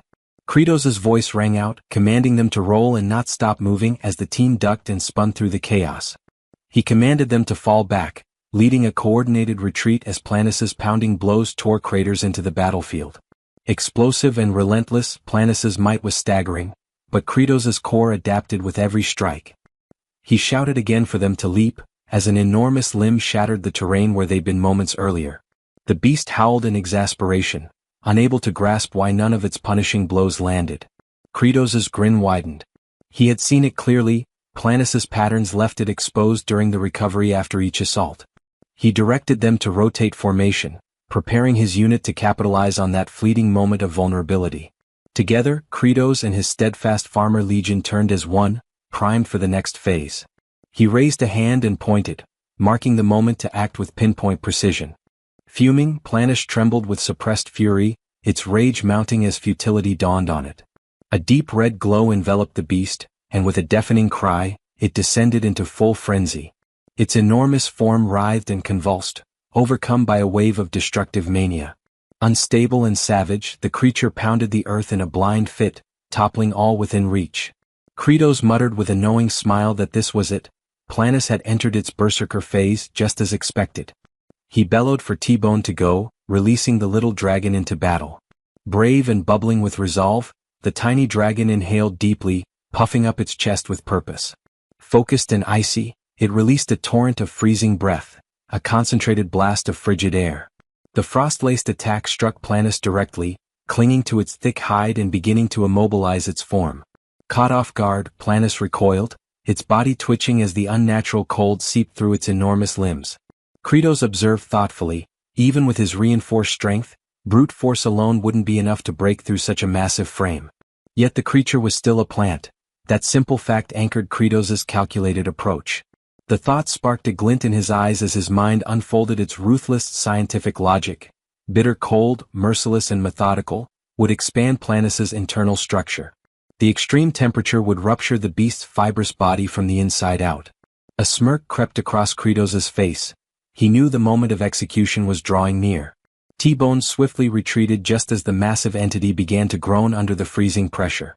A sharp, echoing fracture resounded across the battlefield, the sound of Planis's colossal figure starting to splinter. Its eye widened with dreadful realization, now grasping the brutal ingenuity behind Kratos's plan. The once rampaging beast, burdened by its own towering weight and brittle form, had become its own undoing.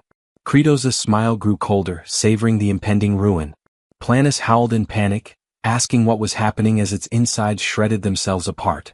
Surrounded by crumbling chaos, Kratos stood motionless, collected, victorious, as T-Bone fluttered back to him.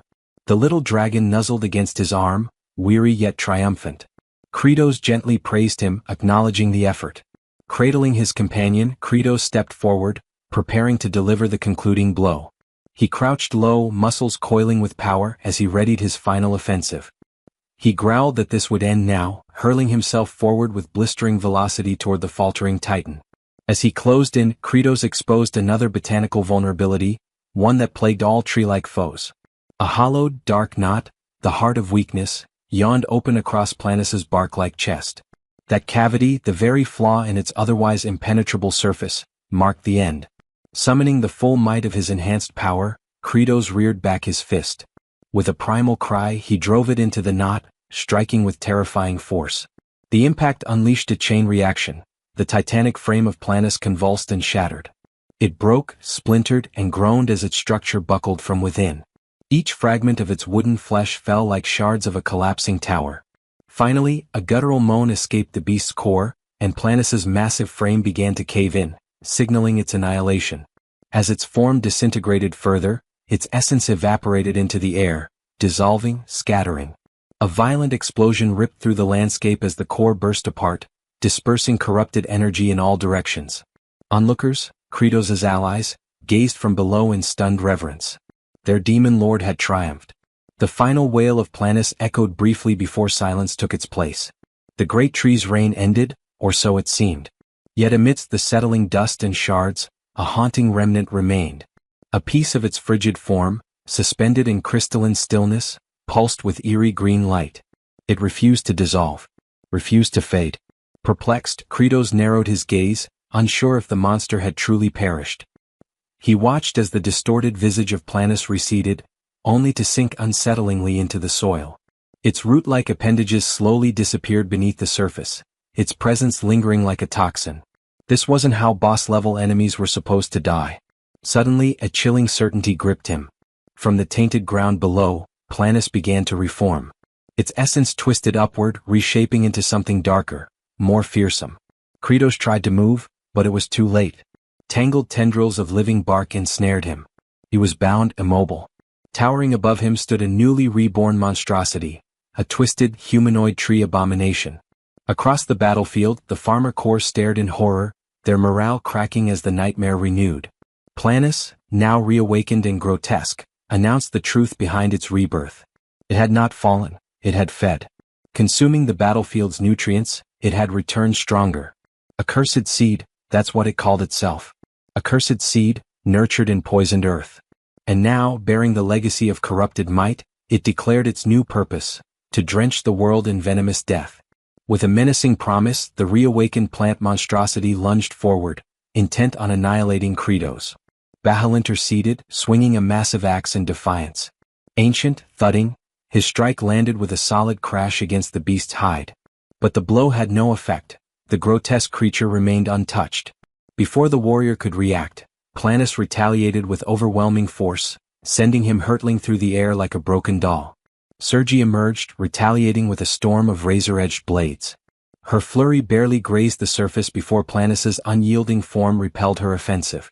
A counterstrike followed instantly, leaving Sergi wounded and crumpled beside Bahal. Witnessing his allies falter, Hartok surged forth, releasing a tremendous retaliatory strike. The blow connected, forcing the towering plant to stagger, pained and furious. Eyes burning with resolve, Azurat drew forth a lethal dagger, prepared for a precise, vital blow. His blade pierced Planis, acting with grim determination. Crying out for bountiful harvest, he prepared to finish the battle with a decisive slash. Though comrades had fallen in the clash, he understood the true menace still loomed. He was the last one facing the abomination alone. Besieged, surrounded by silence, with every companion subdued, he prepared himself for the climactic confrontation. And then, with a swift and stunning motion, Hajarat severed the creature's head. Crumbling, eerie, the lifeless head tumbled as an ominous green glow radiated from the decapitated body. The colossus began to break apart, its hulking frame dissolving in slow, glowing disintegration.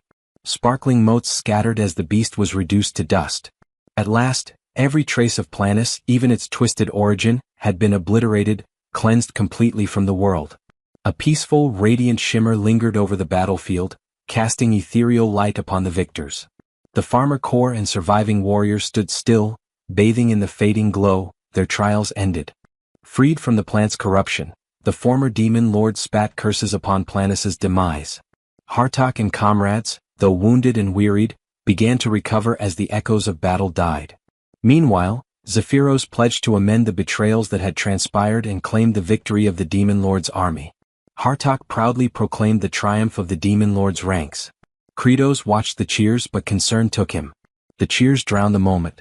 The farmer corps roared with joy, hailing the victory and their fearless leader. Kratos stood at the center, basking in the adoration of his steadfast legion. Kratos screamed loud for them to stop, desperation climbing in his tone. His crimson gaze flickered, filled with unwavering intensity. Before him stretched a field of ruined, lifeless bodies, scorched remnants and shattered earth. He stared in silence, absorbing the devastation, the quiet cost of their conquest. Even a single fallen leaf bore witness to the catastrophe. He dropped to his knees, the weight of their loss crashing down. Their crops, their people, they would face famine again. Could he demand more suffering from them? No. He couldn't let that cycle repeat. His closest allies gathered around him, their silent presence echoing his sorrow. Then, sudden and radiant, a glowing sphere emerged above him. Mysterious and pulsing, it hovered precisely over a solitary, lifeless leaf. Slowly the orb descended, merging with the brittle husk. Hopeful, unexpected, a miracle revealed itself. And then the dead leaf shimmered. It pulsed once, vivid, alive, renewed by unseen power. Zephyros observed Kratos, whose drooped posture betrayed a storm of frustration, and an unexpected wave of empathy stirred within him, not only for the present moment but for a memory rooted deep in his past. That recollection carried him to a dank prison cell where frightened demons cowered in silence. Among them, one muttered cynically about the new demon lord, dismissing any significance it might bring. To him, their fate as livestock was unchangeable, mere fodder under any rule. Then came the sound of rusted hinges creaking open. A green-skinned demon stepped inside. Panic surged through the cell like wildfire. Most recoiled into corners, trembling. All except one. Young Zephyros remained seated, his expression void of emotion. The green intruder, puzzled by this apathy, approached. Without hesitation, it seized him by the collar like one might handle poultry. Still, the boy's demeanor remained unchanged. Just as the creature drew its blade, an explosion of motion ended its advance. Kratos had arrived, silent, lethal and filled with fury. In an instant the green demon's skull was pulverized, collapsing like overripe fruit under pressure. In the aftermath, Kratos questioned the boy's lack of fear. Zephyros responded with startling calmness. He confessed that fear had long left him, and perhaps death would be more merciful than an existence spent in dread. Their struggles felt meaningless, just cattle awaiting slaughter. There was no use in delaying the inevitable. That blunt honesty struck a chord within Kratos. With a rare smirk, he recognized something familiar in the boy's bleak clarity and extended an invitation. From that moment, Zephyros became the demon record keeper. That day Kratos made a vow to break the cycle of internal predation that plagued their kind. In the present, Zephyros now witnessed a once revered demon lord, one not defeated by force but by the weight of remorse. Rather than speak, he simply moved. Without a word, he grabbed a hoe and began tilling the earth. This subtle defiance caught Hartox's attention. He understood. Orders rang out. The field transformed into action. No war cries, no blades, just hands and tools.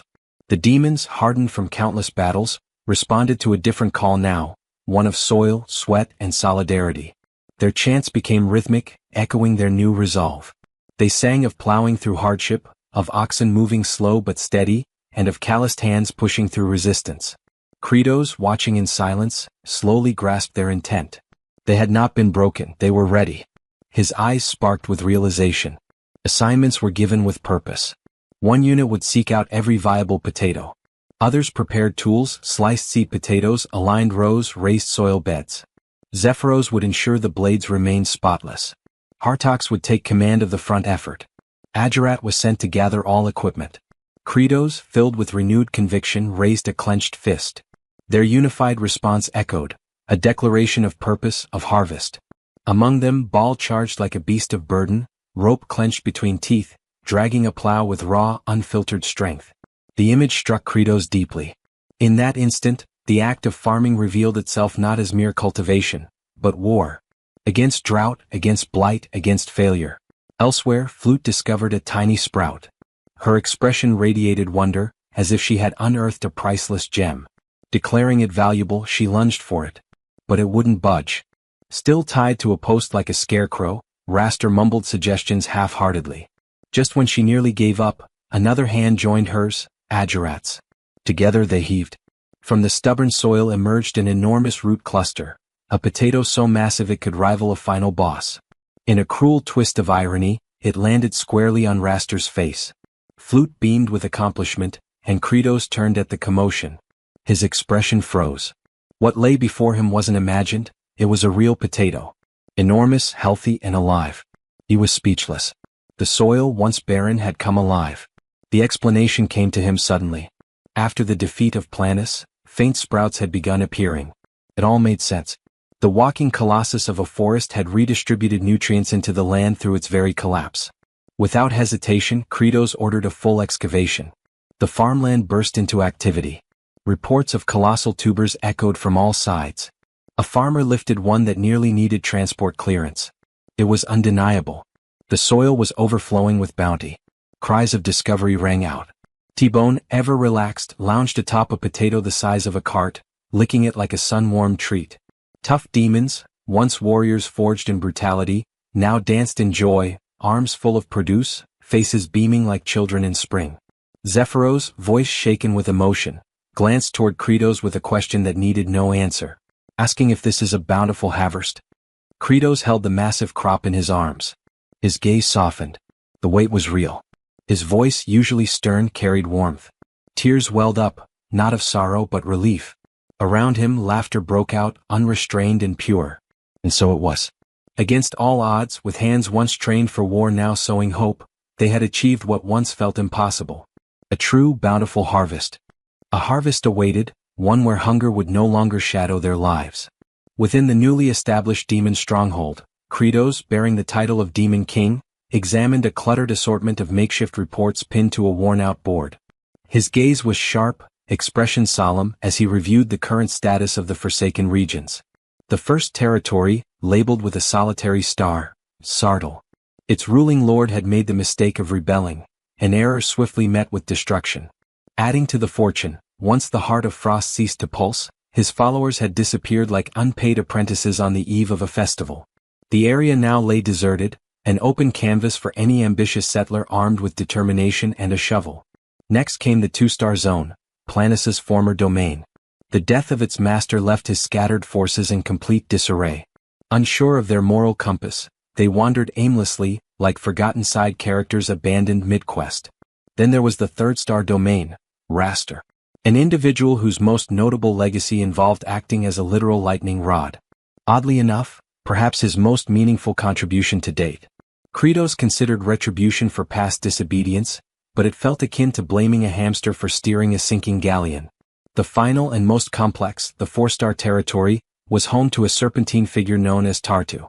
In the original game framework, Tartu had proven trustworthy, which, within demonic standards, implied he was unlikely to commit betrayal that particular day. Kratos weighed the idea of mobilizing reinforcements from regions 2 and 4. These areas remained relatively stable and responsive. However, expanding forces meant escalating logistical demands, additional supplies, more mouths, and the ever-growing challenge of managing resources, particularly meals. Until the next yield, caution was necessary. Zephyros, known also as Ender Zephyros and now a demon monarch in his own right, provided an update. Mass stew production had commenced under prior instructions. Kratos acknowledged the report with a rare glint of satisfaction and ordered that the food vouchers be organized accordingly. At that moment, a subordinate rushed into the chamber, announcing that standby communications had been dispatched to each territory. This piqued Kratos' attention. Were they complying? A brief hesitation followed. The 4-star district, it appeared, was not responding. Tension flickered in Kratos' expression. Why the disobedience? The messenger, wide-eyed and clearly bewildered, offered no reason. No explanation had been given. With evident restraint unraveling, Kratos leaned forward. The messenger hadn't even asked? And worse, ask whom exactly? The situation frayed further. Kratos, now stretching his wings with irritation like a worn warrior returning reluctantly to the battlefield, struggled to comprehend how basic inquiries had gone unmade. His thoughts spiraled. This was equivalent to dealing with bureaucratic buffoonery, where forms were submitted in crayon and logic abandoned ship. Zephyros, ever the harsh observer and unsparing commentator, noted how Kratos, despite his current air of benevolence, remained wholly and unmistakably a demon king. A visage so hideous that even time itself would struggle to produce anything more grotesque. Kratos, though calm on the surface, recoiled inwardly at the idea that something even worse could one day emerge. Attempting to bring order back into the conversation, Zephyros inquired about the servants. Had they offered any insights? Where was the Fourth Lord? The truth landed like a bolt of divine punishment. The Fourth Lord had crossed into human territory, amassing bodies for agricultural use. Outwardly, Kratos maintained his composure. Internally, however, he was erupting with alarm. That specific scenario, etched into the game's history, was the trigger. A moment not of balance or challenge, but of utter devastation. The ancient paladin, a harbinger of annihilation, would be awakened not by intention, but by invasion. As long as no borders were crossed, the paladin would remain dormant. But with that blunder, the future became a parade of corpses. Fallen generals, himself shattered and impaled, entire regions crumbling beneath divine wrath. His pulse thundered with urgency. Zephyros, noticing his movement, called out. Where was he going? The answer was self-evident. Kratos had already launched forward like an arrow loosed from a desperate bow. Assistance? Unnecessary. Solo was swifter. As he dashed across the lands, his mind raced. The fall of Planus had elevated the mana seed to level 4. Attributes had shifted, agility now at an explosive 160%, while other stats such as stamina, mental resilience, strength, and arcane potency remained at modest 10s. He screamed inwardly, embracing every exploit he knew, shortcut pathways, unintended movement techniques, even bending terrain boundaries if needed. A mental map formed, with precise markers, demon-controlled wastelands bordering the Tower of Life, the sacred grave of the Elder Paladin. His destination clear. His panic justified. His mission urgent. He ran, not to conquer but to prevent annihilation. And further out stood Magrav Fortress, a border stronghold separating demonic realms from human dominion. Perched atop the fortress walls, one sentinel narrowed his eyes and raised a hand to signal. Recognition flickered as a familiar figure approached. Another watchman leaned over the parapet, noting the presence of only a single disheveled attendant and an assortment of odd-looking travelers. Below, the fortified gates creaked open. From within strode Commander Wokos. The report came swiftly. Envoy Azrahan, also known as Javier, returned from the wilds looking worn and hollow-eyed. His explanation was simple. A monstrous horde had begun to stir but hadn't even crossed into demonic territory before retreating. He acknowledged the outcome as yet another failed expedition into enemy lands, just like the rest. The soldiers were permitted to rest. As Javier and his companion Lloyd made their way toward the inner gate, a sudden metallic clash halted their steps. Kimchi stood silent as the mood shifted. Wokos's gaze turned glacial, reminding all present of the rule. Only those who had once left could return. Javier's pulse quickened. He attempted to defend the old man's presence, claiming the aged one had rescued him in the lawless zone and posed no danger. Yet Wokos remained unmoved. Before tensions rose further, Lloyd stepped forward, donning his most charming merchant facade, and pulled a glittering bribe from beneath his coat. The gesture backfired catastrophically. With a punishing blow, Wokos struck Lloyd so violently that his future lineage might have felt it across generations. The commander's fury ignited, and his accusation struck deeper than the slap itself. What followed escalated swiftly. The blade that had stopped them now hovered dangerously close to the old man's throat. A demand was issued, the cloak must come off, and if there were even a hint of treachery, death would follow. Javier inwardly panicked. He knew that whatever lay beneath the fabric would bring disaster. H turned his gaze slowly toward Lloyd. The moment stretched, and then something erupted. A pressure flooded the air. Killing intent, thick enough to cut through steel, surged from the cloaked figure. The world seemed to pause. Even Woko's faltered in that instant. A horn sounded. Sirens wailed from every tower. A sentry screamed from above. The enemy was here. Beyond the gates, a nightmare force advanced. Giants of flesh and scale, row upon row of demons, forming a living wave of horror that darkened the land. Orders barked through the wind. Lines of defense scrambled into motion. Among the chaos, the supposed servant stood unmoving. Within his mind, something stirred, a familiar sensation like a buried prompt from an old game. Detection of hostile units, directive to eliminate. Outside the fortress, chaos reigned. Huge logs slammed into the gate with thunderous impact. Archers fired volley after volley from the walls, arrows slicing through the sky. But the enemy struck back with crude ingenuity, stones tied to ropes, flung like siege hammers, smashing barriers and skulls alike. It was less a battle and more a construction site gone mad. The main gate creaked under relentless pressure, wood splintering with each ram's hit. Inside, civilians cowered in corners, eyes wide, breath shallow. The aged instinct screamed to act, centuries of battle reflexes flaring. Past incarnations, all ending in blood, all forced into violence. His hands twitched, yearning for a weapon. If not for Javier's restraining grip, those hands would already be tearing through the enemy. But this time was different. The old warrior scanned the room, families, the elderly, even children, paralyzed with fear. Perhaps now was not the time to flee but to fight. Then the moment broke. A wooden groan echoed louder than before, and the gate collapsed inward with a final, devastating crash. The flood began. Demons surged through the opening, claws, teeth, war cries. At the head marched a serpentine monstrosity, Tartu, weapon raised, issuing his command to raise the defenders and turn their corpses into fertilizer.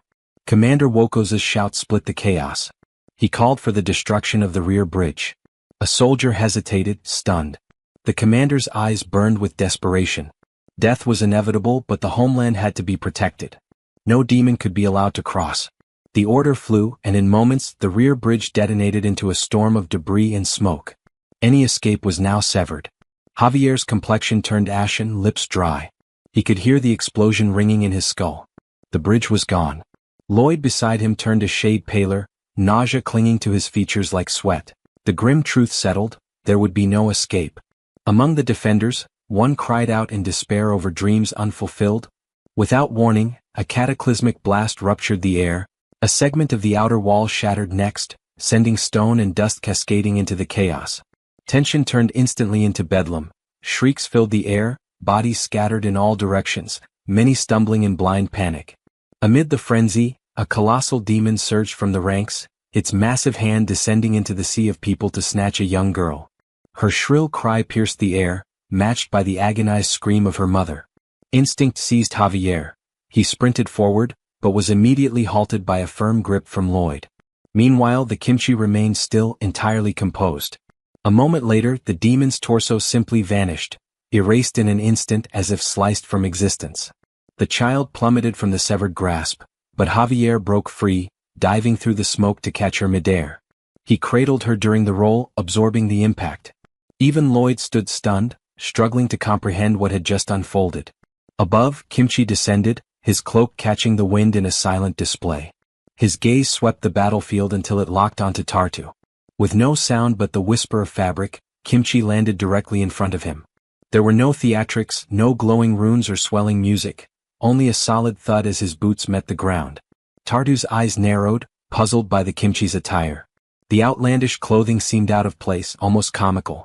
Kimchi remained unshaken, projecting calm authority as he attempted to de-escalate. Tartu, amused and defiant, dismissed the Kimchi's authority entirely, questioning what he could possibly do in such garb. What followed was silence so tense it pulled the air taut. Kimchi didn't so much as blink before delivering a threat with the cold finality of a closing tomb. The atmosphere shifted like a storm front arriving, weighty, electric. Tartu let out a low snarl, lifted his weapon and lunged. Kimchi didn't budge. His head tilted slightly as though listening to an inner voice. Deep in thought, he questioned whether this confrontation was inevitable. Resolution settled into his bones. There would be no more hesitation. In that instant, his eyes flared with chilling focus. Before Kimchi could react, Kratos delivered a powerful hit, creating a dramatic entry. The decision was made, he would become the blade against his own kind. His foot struck with sudden ferocity, colliding with Tartu's neck. The demon's weapon spiraled away, landing far beyond the skirmish. Kimchi stood impassive, unreadable, as Tartu skidded across the earth like discarded rubble. Not far away, Kratos, the current Demon King, watched in mounting panic. Sweat poured down his temples, his thoughts unraveling. This unexpected appearance of his other self had sent his mind into chaos. Breathless and overwhelmed, he felt as though he'd sprinted headlong into a nightmare. His gaze locked onto Kimchi, internal dread rising. Why had this version chosen now, of all times, to appear? Tartu, dazed and battered, turned his gaze toward Kratos. A flicker of recognition passed through his eyes. He attempted to speak. Kratos answered not with words but with a savage stomp to the face. Rage poured from him as he delivered blow after blow, his fury a physical storm. It wasn't just violence, it was punishment, frustration, desperation. Questions spilled out in angry bursts. Why the insubordination? Why wage war against humanity? Tartu weakly attempted to justify himself, claiming rank, but another crushing strike silenced him. Kratos barely paused, turning only briefly to glance at Kimchi before unleashing another round of furious kicks. Each strike carried not just power but disbelief. They had worked for peace. They had built something stable, quiet lives in hidden fields, trying to exist like harmless vermin beneath notice. That was the agreement. No bloodshed. Just survival. And now, because of one reckless act, everything teetered on collapse. Beneath the rage, what truly gripped Kratos was fear. He silently pleaded for leniency. Just this once, just this one mistake, he hoped would not bring ruin. Let the demons live. Then Kimchi finally spoke, breaking the silence with a revelation that froze Kratos in place. Recognition had struck. Kimchi had seen through everything. He knew exactly who stood before him. Kratos's foot halted mid-kick. His entire form stiffened, breath catching in his throat. Knees trembling, sweat running cold, his thoughts spiraled. His identity had been exposed. The worst-case scenario had just arrived. It was at this moment he knew. He fucked up. The reptilian at the front of the warriors stopped, clearly confused, having just heard something far too strange to ignore. He looked back to where aged Kimchi and Kratos were, with the reptilian king lying on the ground. But the distance made it impossible to understand the conversation. Suddenly, Kratos seemed to have made a life-or-death decision. His body leaned forward as if about to attack with full fury.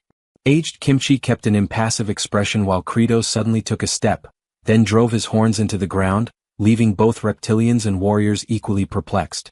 Kratos was in a position far from dignified for a demon lord. Upside down, with his claws and horns embedded in the earth and his rear proudly pointed toward the sky. Aged Kimchi watched the scene, unsure whether what made him more uncomfortable was the situation itself or the fact he was staring at Kratos' rear. The reptilians tried to process what they were seeing. One noticed the enemy didn't know how to react, while another wondered if this was the demon lord's newest and most intimidating threat pose.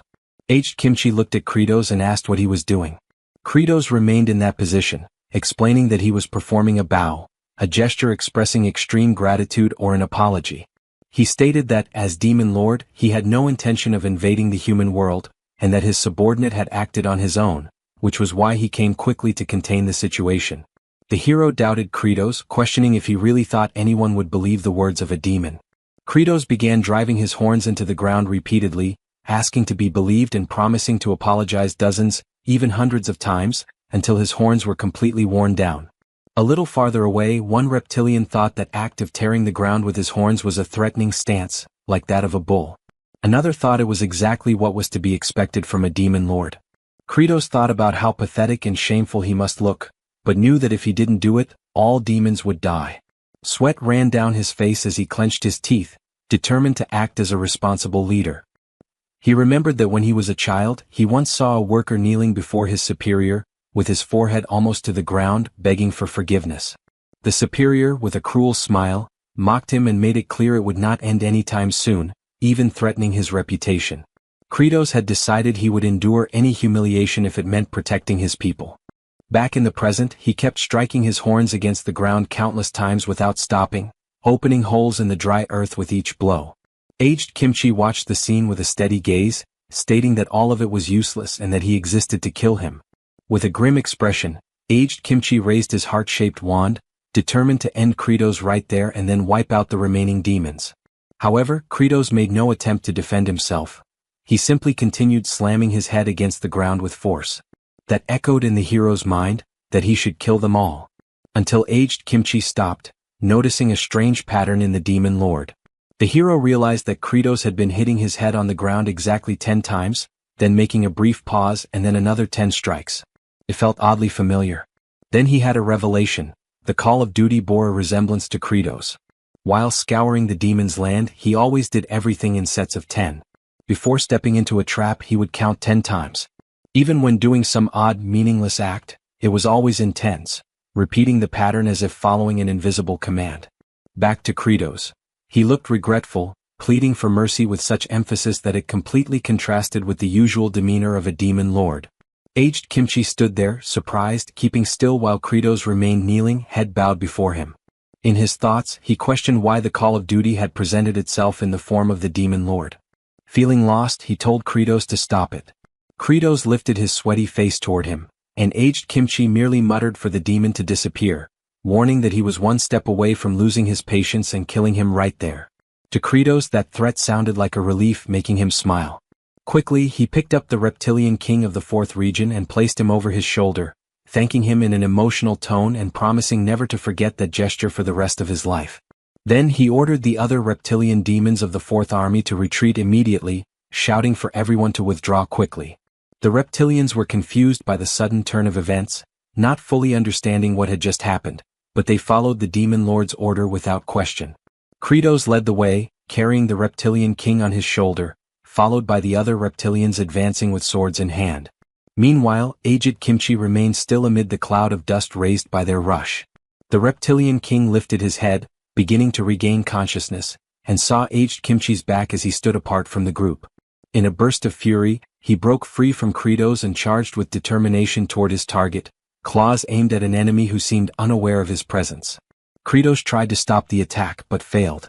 Aged Kimchi, with minimal effort, extended his arm to push the opponent, and thanks to his overwhelming strength, that simple gesture was enough to shatter and sever the reptilian king's arms, hurling him violently toward the Rocky Mountains.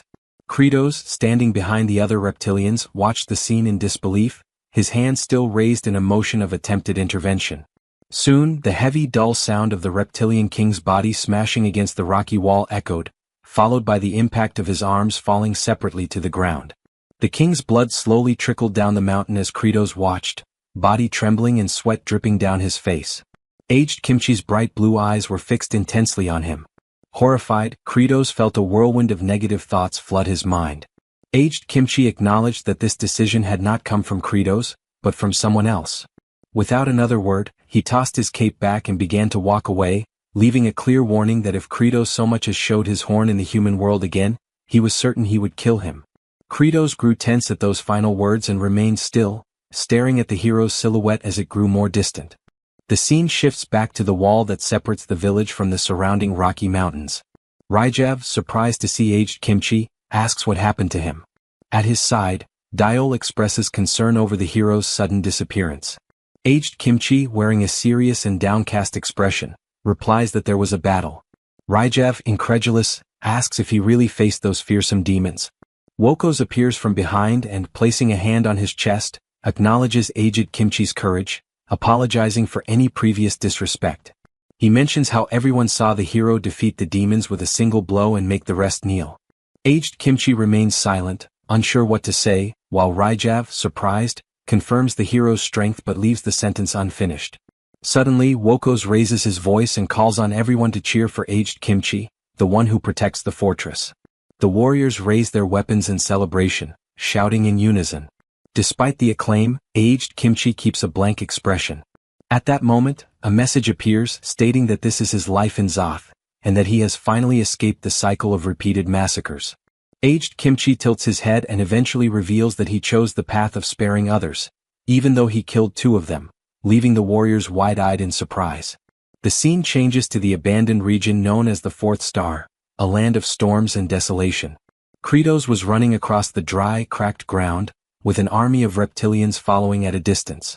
Already impatient, he thought they had finally arrived, mentally complaining about how slow it was to drag such a large group along.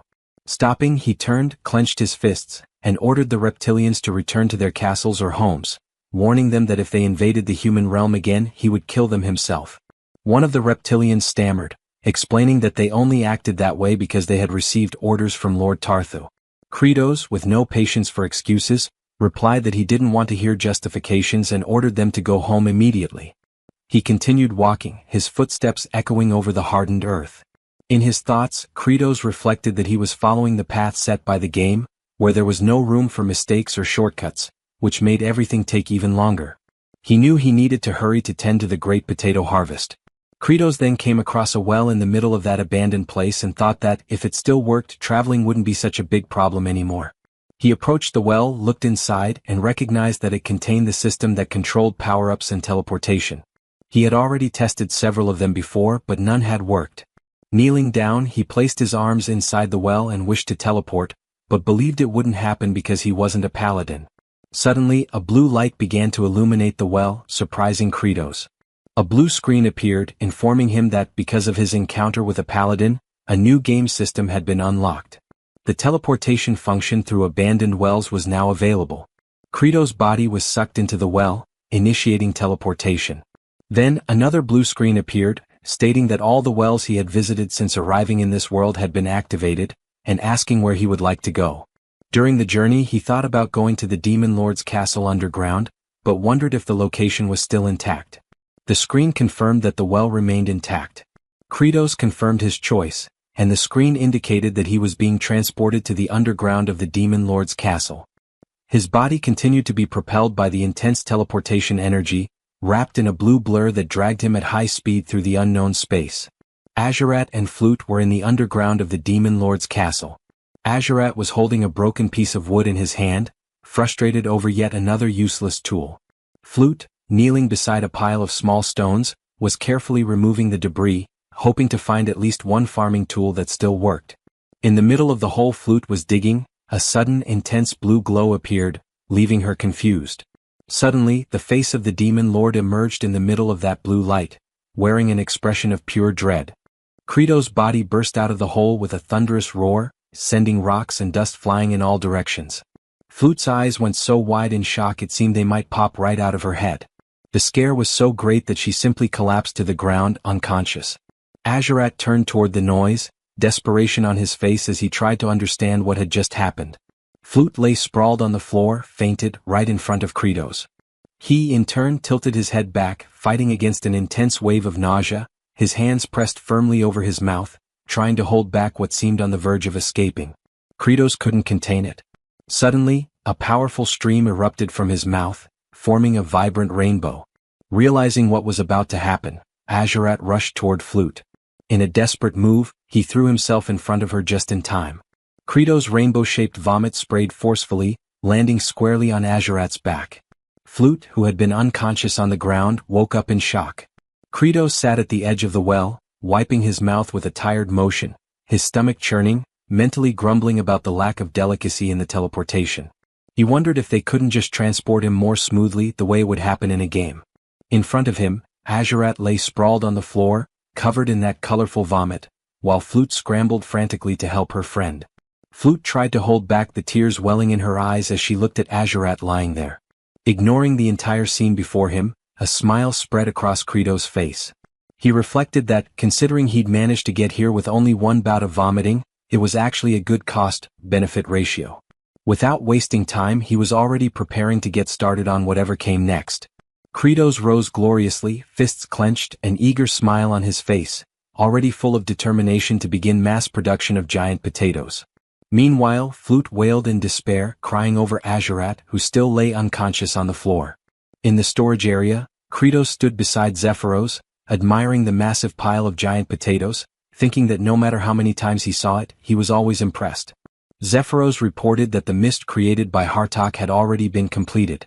Kratos remained silent for a moment, arms crossed, his gaze fixed on the potato pile. Then he leaned down, picked one up, and immediately felt that something seemed off, an inexplicable discomfort at the touch of the potato. He froze for a moment, gripping it tightly, his gaze locked on it with intensity. Frustration spread across his face as though something was terribly wrong. Kratos climbed onto the pile, picking up each potato to examine before tossing it aside. His sharp gaze searched for something amiss, any detail out of place that could justify his frustration. Zephyros watched with curiosity and asked if there was a problem with the potatoes. Among the pile, Kratos clenched his teeth, glared at one in his hands, and declared that the giant potatoes had no sprouts. Zephyros asked if the absence of sprouts meant the potatoes wouldn't grow. Kratos, teeth clenched and eyes shut in disbelief, confirmed that these potatoes were sterile. In the Demon Lord's temporary castle, Kratos sat in a makeshift wooden chair serving as a throne. Beside him, Zephyros stood, while the 4 demon generals waited before him. Resting his head on his fist, frustrated, Kratos explained that even if they planted those giant potatoes, not a single one would sprout. Hartok explained that the potatoes had been unnaturally genetically altered and, as a result, had lost their ability to reproduce, becoming mutants.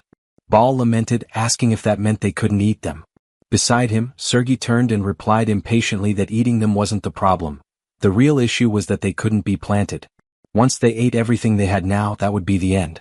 Still disheartened, Kratos remarked that he had never planned to rely on potatoes forever. They were vulnerable to disease and once infected, the entire crop would be lost. Azurat observed that sooner or later they would have to plant something else. Then, with irony, he questioned what else could possibly exist in that land besides potatoes. Kratos answered bluntly that there was simply nothing else. The Demon Lord went on, revealing, however, that he knew of a place full of seeds for planting. Zephyros, upon hearing this, grew thoughtful, wondering if Kratos was referring to what he suspected. A land full of crops. Kratos finally revealed that it was the land of humans, and the general stood still, staring at him intently. Baal burst out in excitement, imagining invasion, plunder, and another full-scale war, while Sergei, irritated, shouted back at him, trying to get him to calm down and contain his enthusiasm. Then, more serious, Sergei turned to Kratos and noted his dejection, recognizing that no one hated war more than the Demon Lord himself. Kratos began giving orders to each of them. He instructed Zephyros to immediately begin construction of the giant Chuno and ordered him to remain there to assist Hartok's team of farmers, helping to manage them. Then, turning to Sergei, Baal, and Azurat, his expression shifted completely, now terrifyingly eager, as he announced that they would go to the human lands, sell the Chuno, and use the money to buy seeds. He remembered the problem that was aged kimchi and thought that as long as they didn't run into him, everything would be fine, and even if they did, he already had a plan ready. Kratos already had a contingency prepared should his plan fail. His commanders stood frozen, unable to process the sheer boldness of what he proposed. Zephyros, in particular, believed that Kratos had completely lost his sanity and questioned why such absurdity was even being considered. Pointing toward the 3 generals selected for the mission, he highlighted the glaring weakness in the strategy. He remarked on Bahal, emphasizing how monstrous his appearance would seem from the perspective of any human. His assessment continued with the hooded Azurat, whom he described as a walking omen of disaster, resembling a serial killer with unnatural skin. Finally, his scrutiny landed on Sergei, whose armored frame and pallid complexion gave him the appearance of a frostbitten human-octopus hybrid plagued by illness. In Zephyros's view, no human would hesitate to brand them as demons and attack without warning. The blunt words sparked outrage. Azurat and Sergei seized the advisor with fury, though he defended himself by claiming he had spoken only the truth. Azurat's temper flared, making it clear that silencing him permanently would be an entirely reasonable course of action. Bahal interjected, insisting that Zephyros's assessment was accurate, claiming he alone looked normal among them. Azurat, however, was quick to counter, declaring that his fiery hair made him resemble a demon more than any of them. The hooded figure scoffed at Hartok's lack of self-awareness, labeling him as nothing more than a corpse-like husk compared to his own supposed elegance. Sergei, amused by the chaos, remarked that they all resembled boiled fish. This sparked an eruption of insults, with the others turning on him, mockingly reminding him that he was the one likened to a sickly octopus. The quarrel escalated rapidly, devolving into an undignified brawl across the floor. Kratos observed the disorder with his chin resting on his hand, silently reflecting on their fragile egos and how pitiful their squabbling truly seemed. A simple gesture from his raised hand was enough to bring the chaos to a halt. Attempting to ease the tension, Credos offered a mocking remark about their lack of attractiveness, implying none of them were worth showing off in the first place. The room fell into dead silence at the jab, but Credos considered the awkward stillness a victory, since it restored order. Turning his attention back to the matter at hand, he asked Zephyros about the supplies taken from the hidden passage in Saruthal's castle. The advisor confirmed, producing a red cloth that concealed a cluster of small writhing blue creatures. The beings, known as Kekyu, wiggled and squeaked with an odd, almost endearing charm. When one of the blobs leapt forward with a squeal, Sergei stared in bewilderment, unsure of what he was looking at. Credos revealed the truth with a wide grin. They were living elixirs of metamorphosis, meant to be consumed in order to transform into non-demonic forms. The commanders stared at the slimy creatures in shock as Credos declared that this would be their method of infiltration into human lands. Disgust rippled through the group, some horrified at the suggestion of consuming them. Credos, dripping with sarcasm, retorted that they surely had not expected the blobs to be applied like ointment. Bahal, far less concerned, bellowed that he had no issue with strange food. Without hesitation, he seized one of the squirming elixirs and shoved it into his mouth. A loud crunch echoed as he chewed, while the others watched in disbelief. He roared in outrage at the foul taste, leaving another to wonder aloud if he had truly expected something so grotesque to be palatable. The sight left the room in stunned silence, the tension now mixed with sheer disbelief. Without warning, Bahal began to radiate a dazzling golden light, while the others observed in astonishment. Credos noted that the outcome of the metamorphosis depended entirely on the user's personality, silently hoping that none of them would emerge too feral. From his vantage point behind a stone pillar, Credos watched as the glow intensified, flooding the area with blinding brilliance. When the light finally weakened, a new outline appeared within the dispersing smoke, accompanied by a hesitant voice announcing the change. In a sudden burst, Bahal's body reshaped into that of a striking, well-built man with flowing crimson hair, adopting a shy, almost awkward pose. Credos understood then that the elixir of metamorphosis drew upon one's innermost wishes, realizing that this refined form represented Baal's true self. Obeying the decree of their demon lord, Sergei struck at one of the blue elixirs, giving rise to speculation that her hidden desire might have been beauty itself. Kephiros produced a mirror to reflect the result, revealing Sergei transformed into a fluffy azure alpaca with long eyelashes. The transformed creature shrieked its new identity while a caption revealed the truth. Sergei, the cold sovereign, had secretly yearned to embody the warmth of a gentle spirit. Impatience surged through Azurat, who seized the hooded demon's face and forced the elixir down. Moments later, a massive, gray pelican-shaped beast with crimson eyes emerged from swirling clouds, its screech echoing across the skies. The caption revealed this form as Azurat, the blood-drinking prince, whose deepest desire was the freedom of endless years. Credos then declared himself next, biting down on a blue elixir. Within the veil of transformation smoke, a shadowy figure took shape before finally clearing, unveiling a pale man with long hair, carrying the air of a bitter graduate student. The transformation was underwhelming, and Credos worried inwardly that it lacked impact. In the mirror's reflection, the change seemed almost trivial, drawing uncertain stares from the alpaca Sergei and pelican Azurat. He remarked mockingly to himself that he appeared no more than someone with failing health, then issued the order for the expedition team to depart. Thus began their strange march across the desert. Credos, Baal in his new form, an alpaca and a pelican. A sudden chime resounded as a glowing system window materialized before Credos, startling him. The notification warned that receiving damage or activating abilities would revert them to their original demon bodies, forcing the party to proceed with caution. Their plan required using an abandoned well as a teleportation anchor. By joining hands they activated the warp and were pulled through together.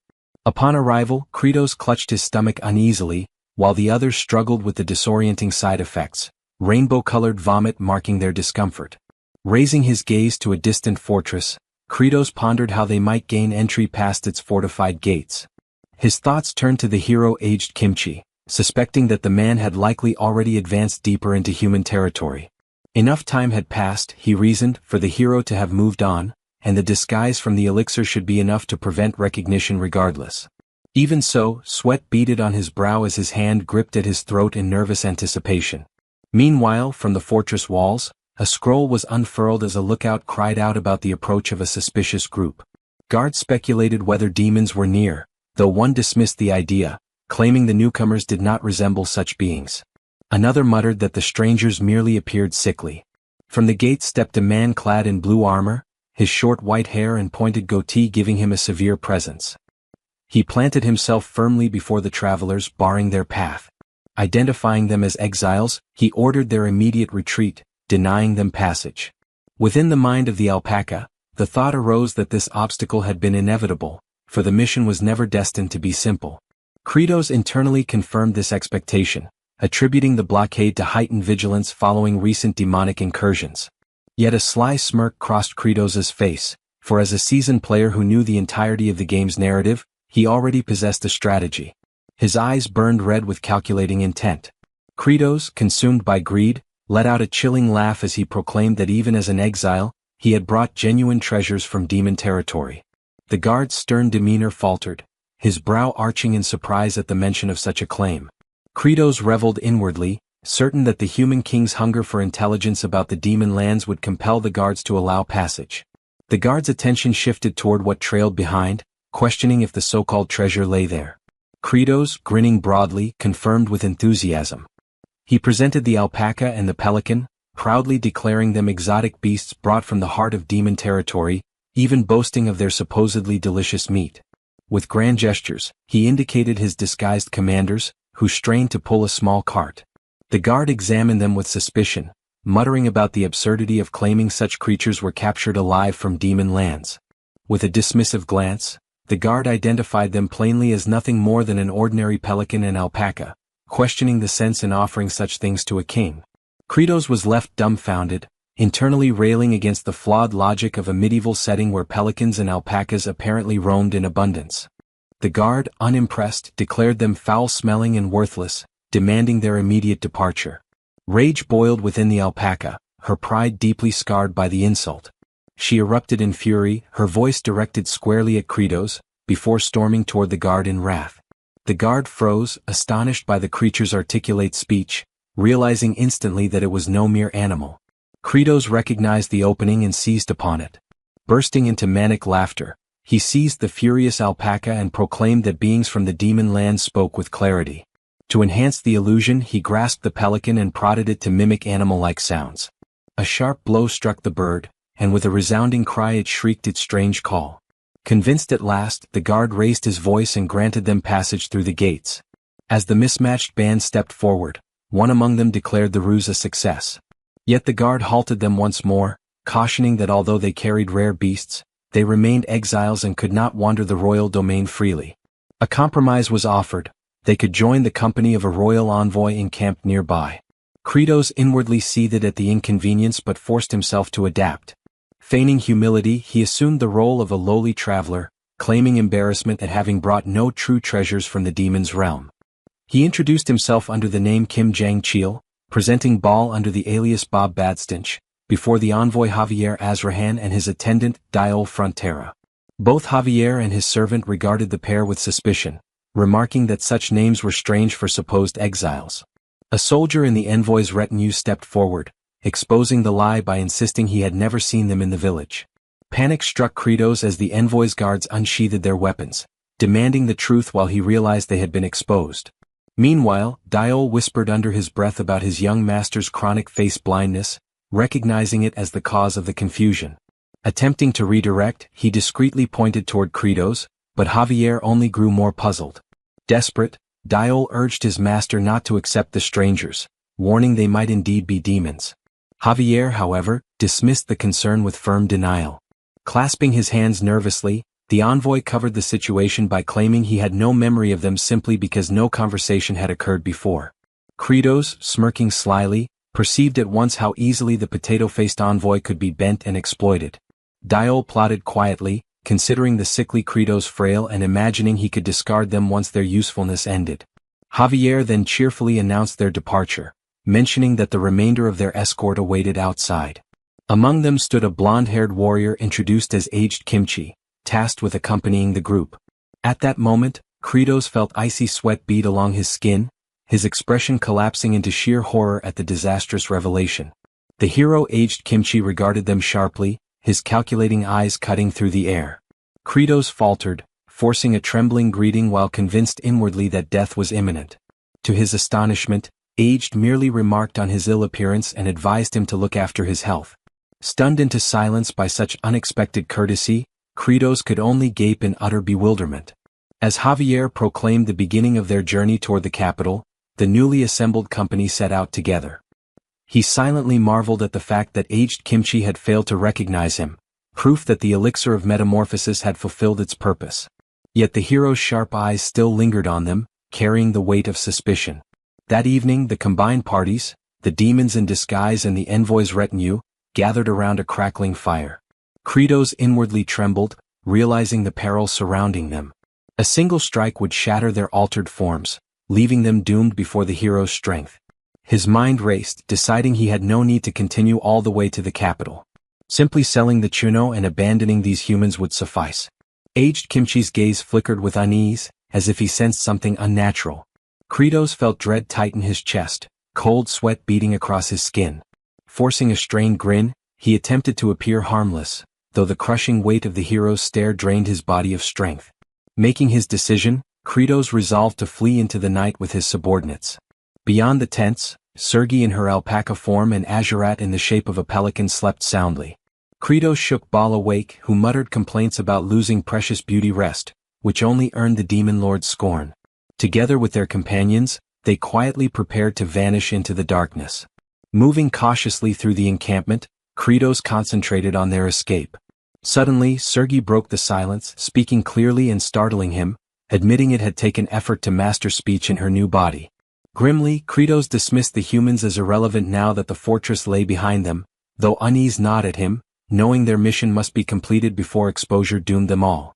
Their stealth was cut short when Aged Kimchi appeared suddenly, outlined against the silver glow of the full moon. An eye patch now concealed one eye, his expression unreadable as he stood barring their path.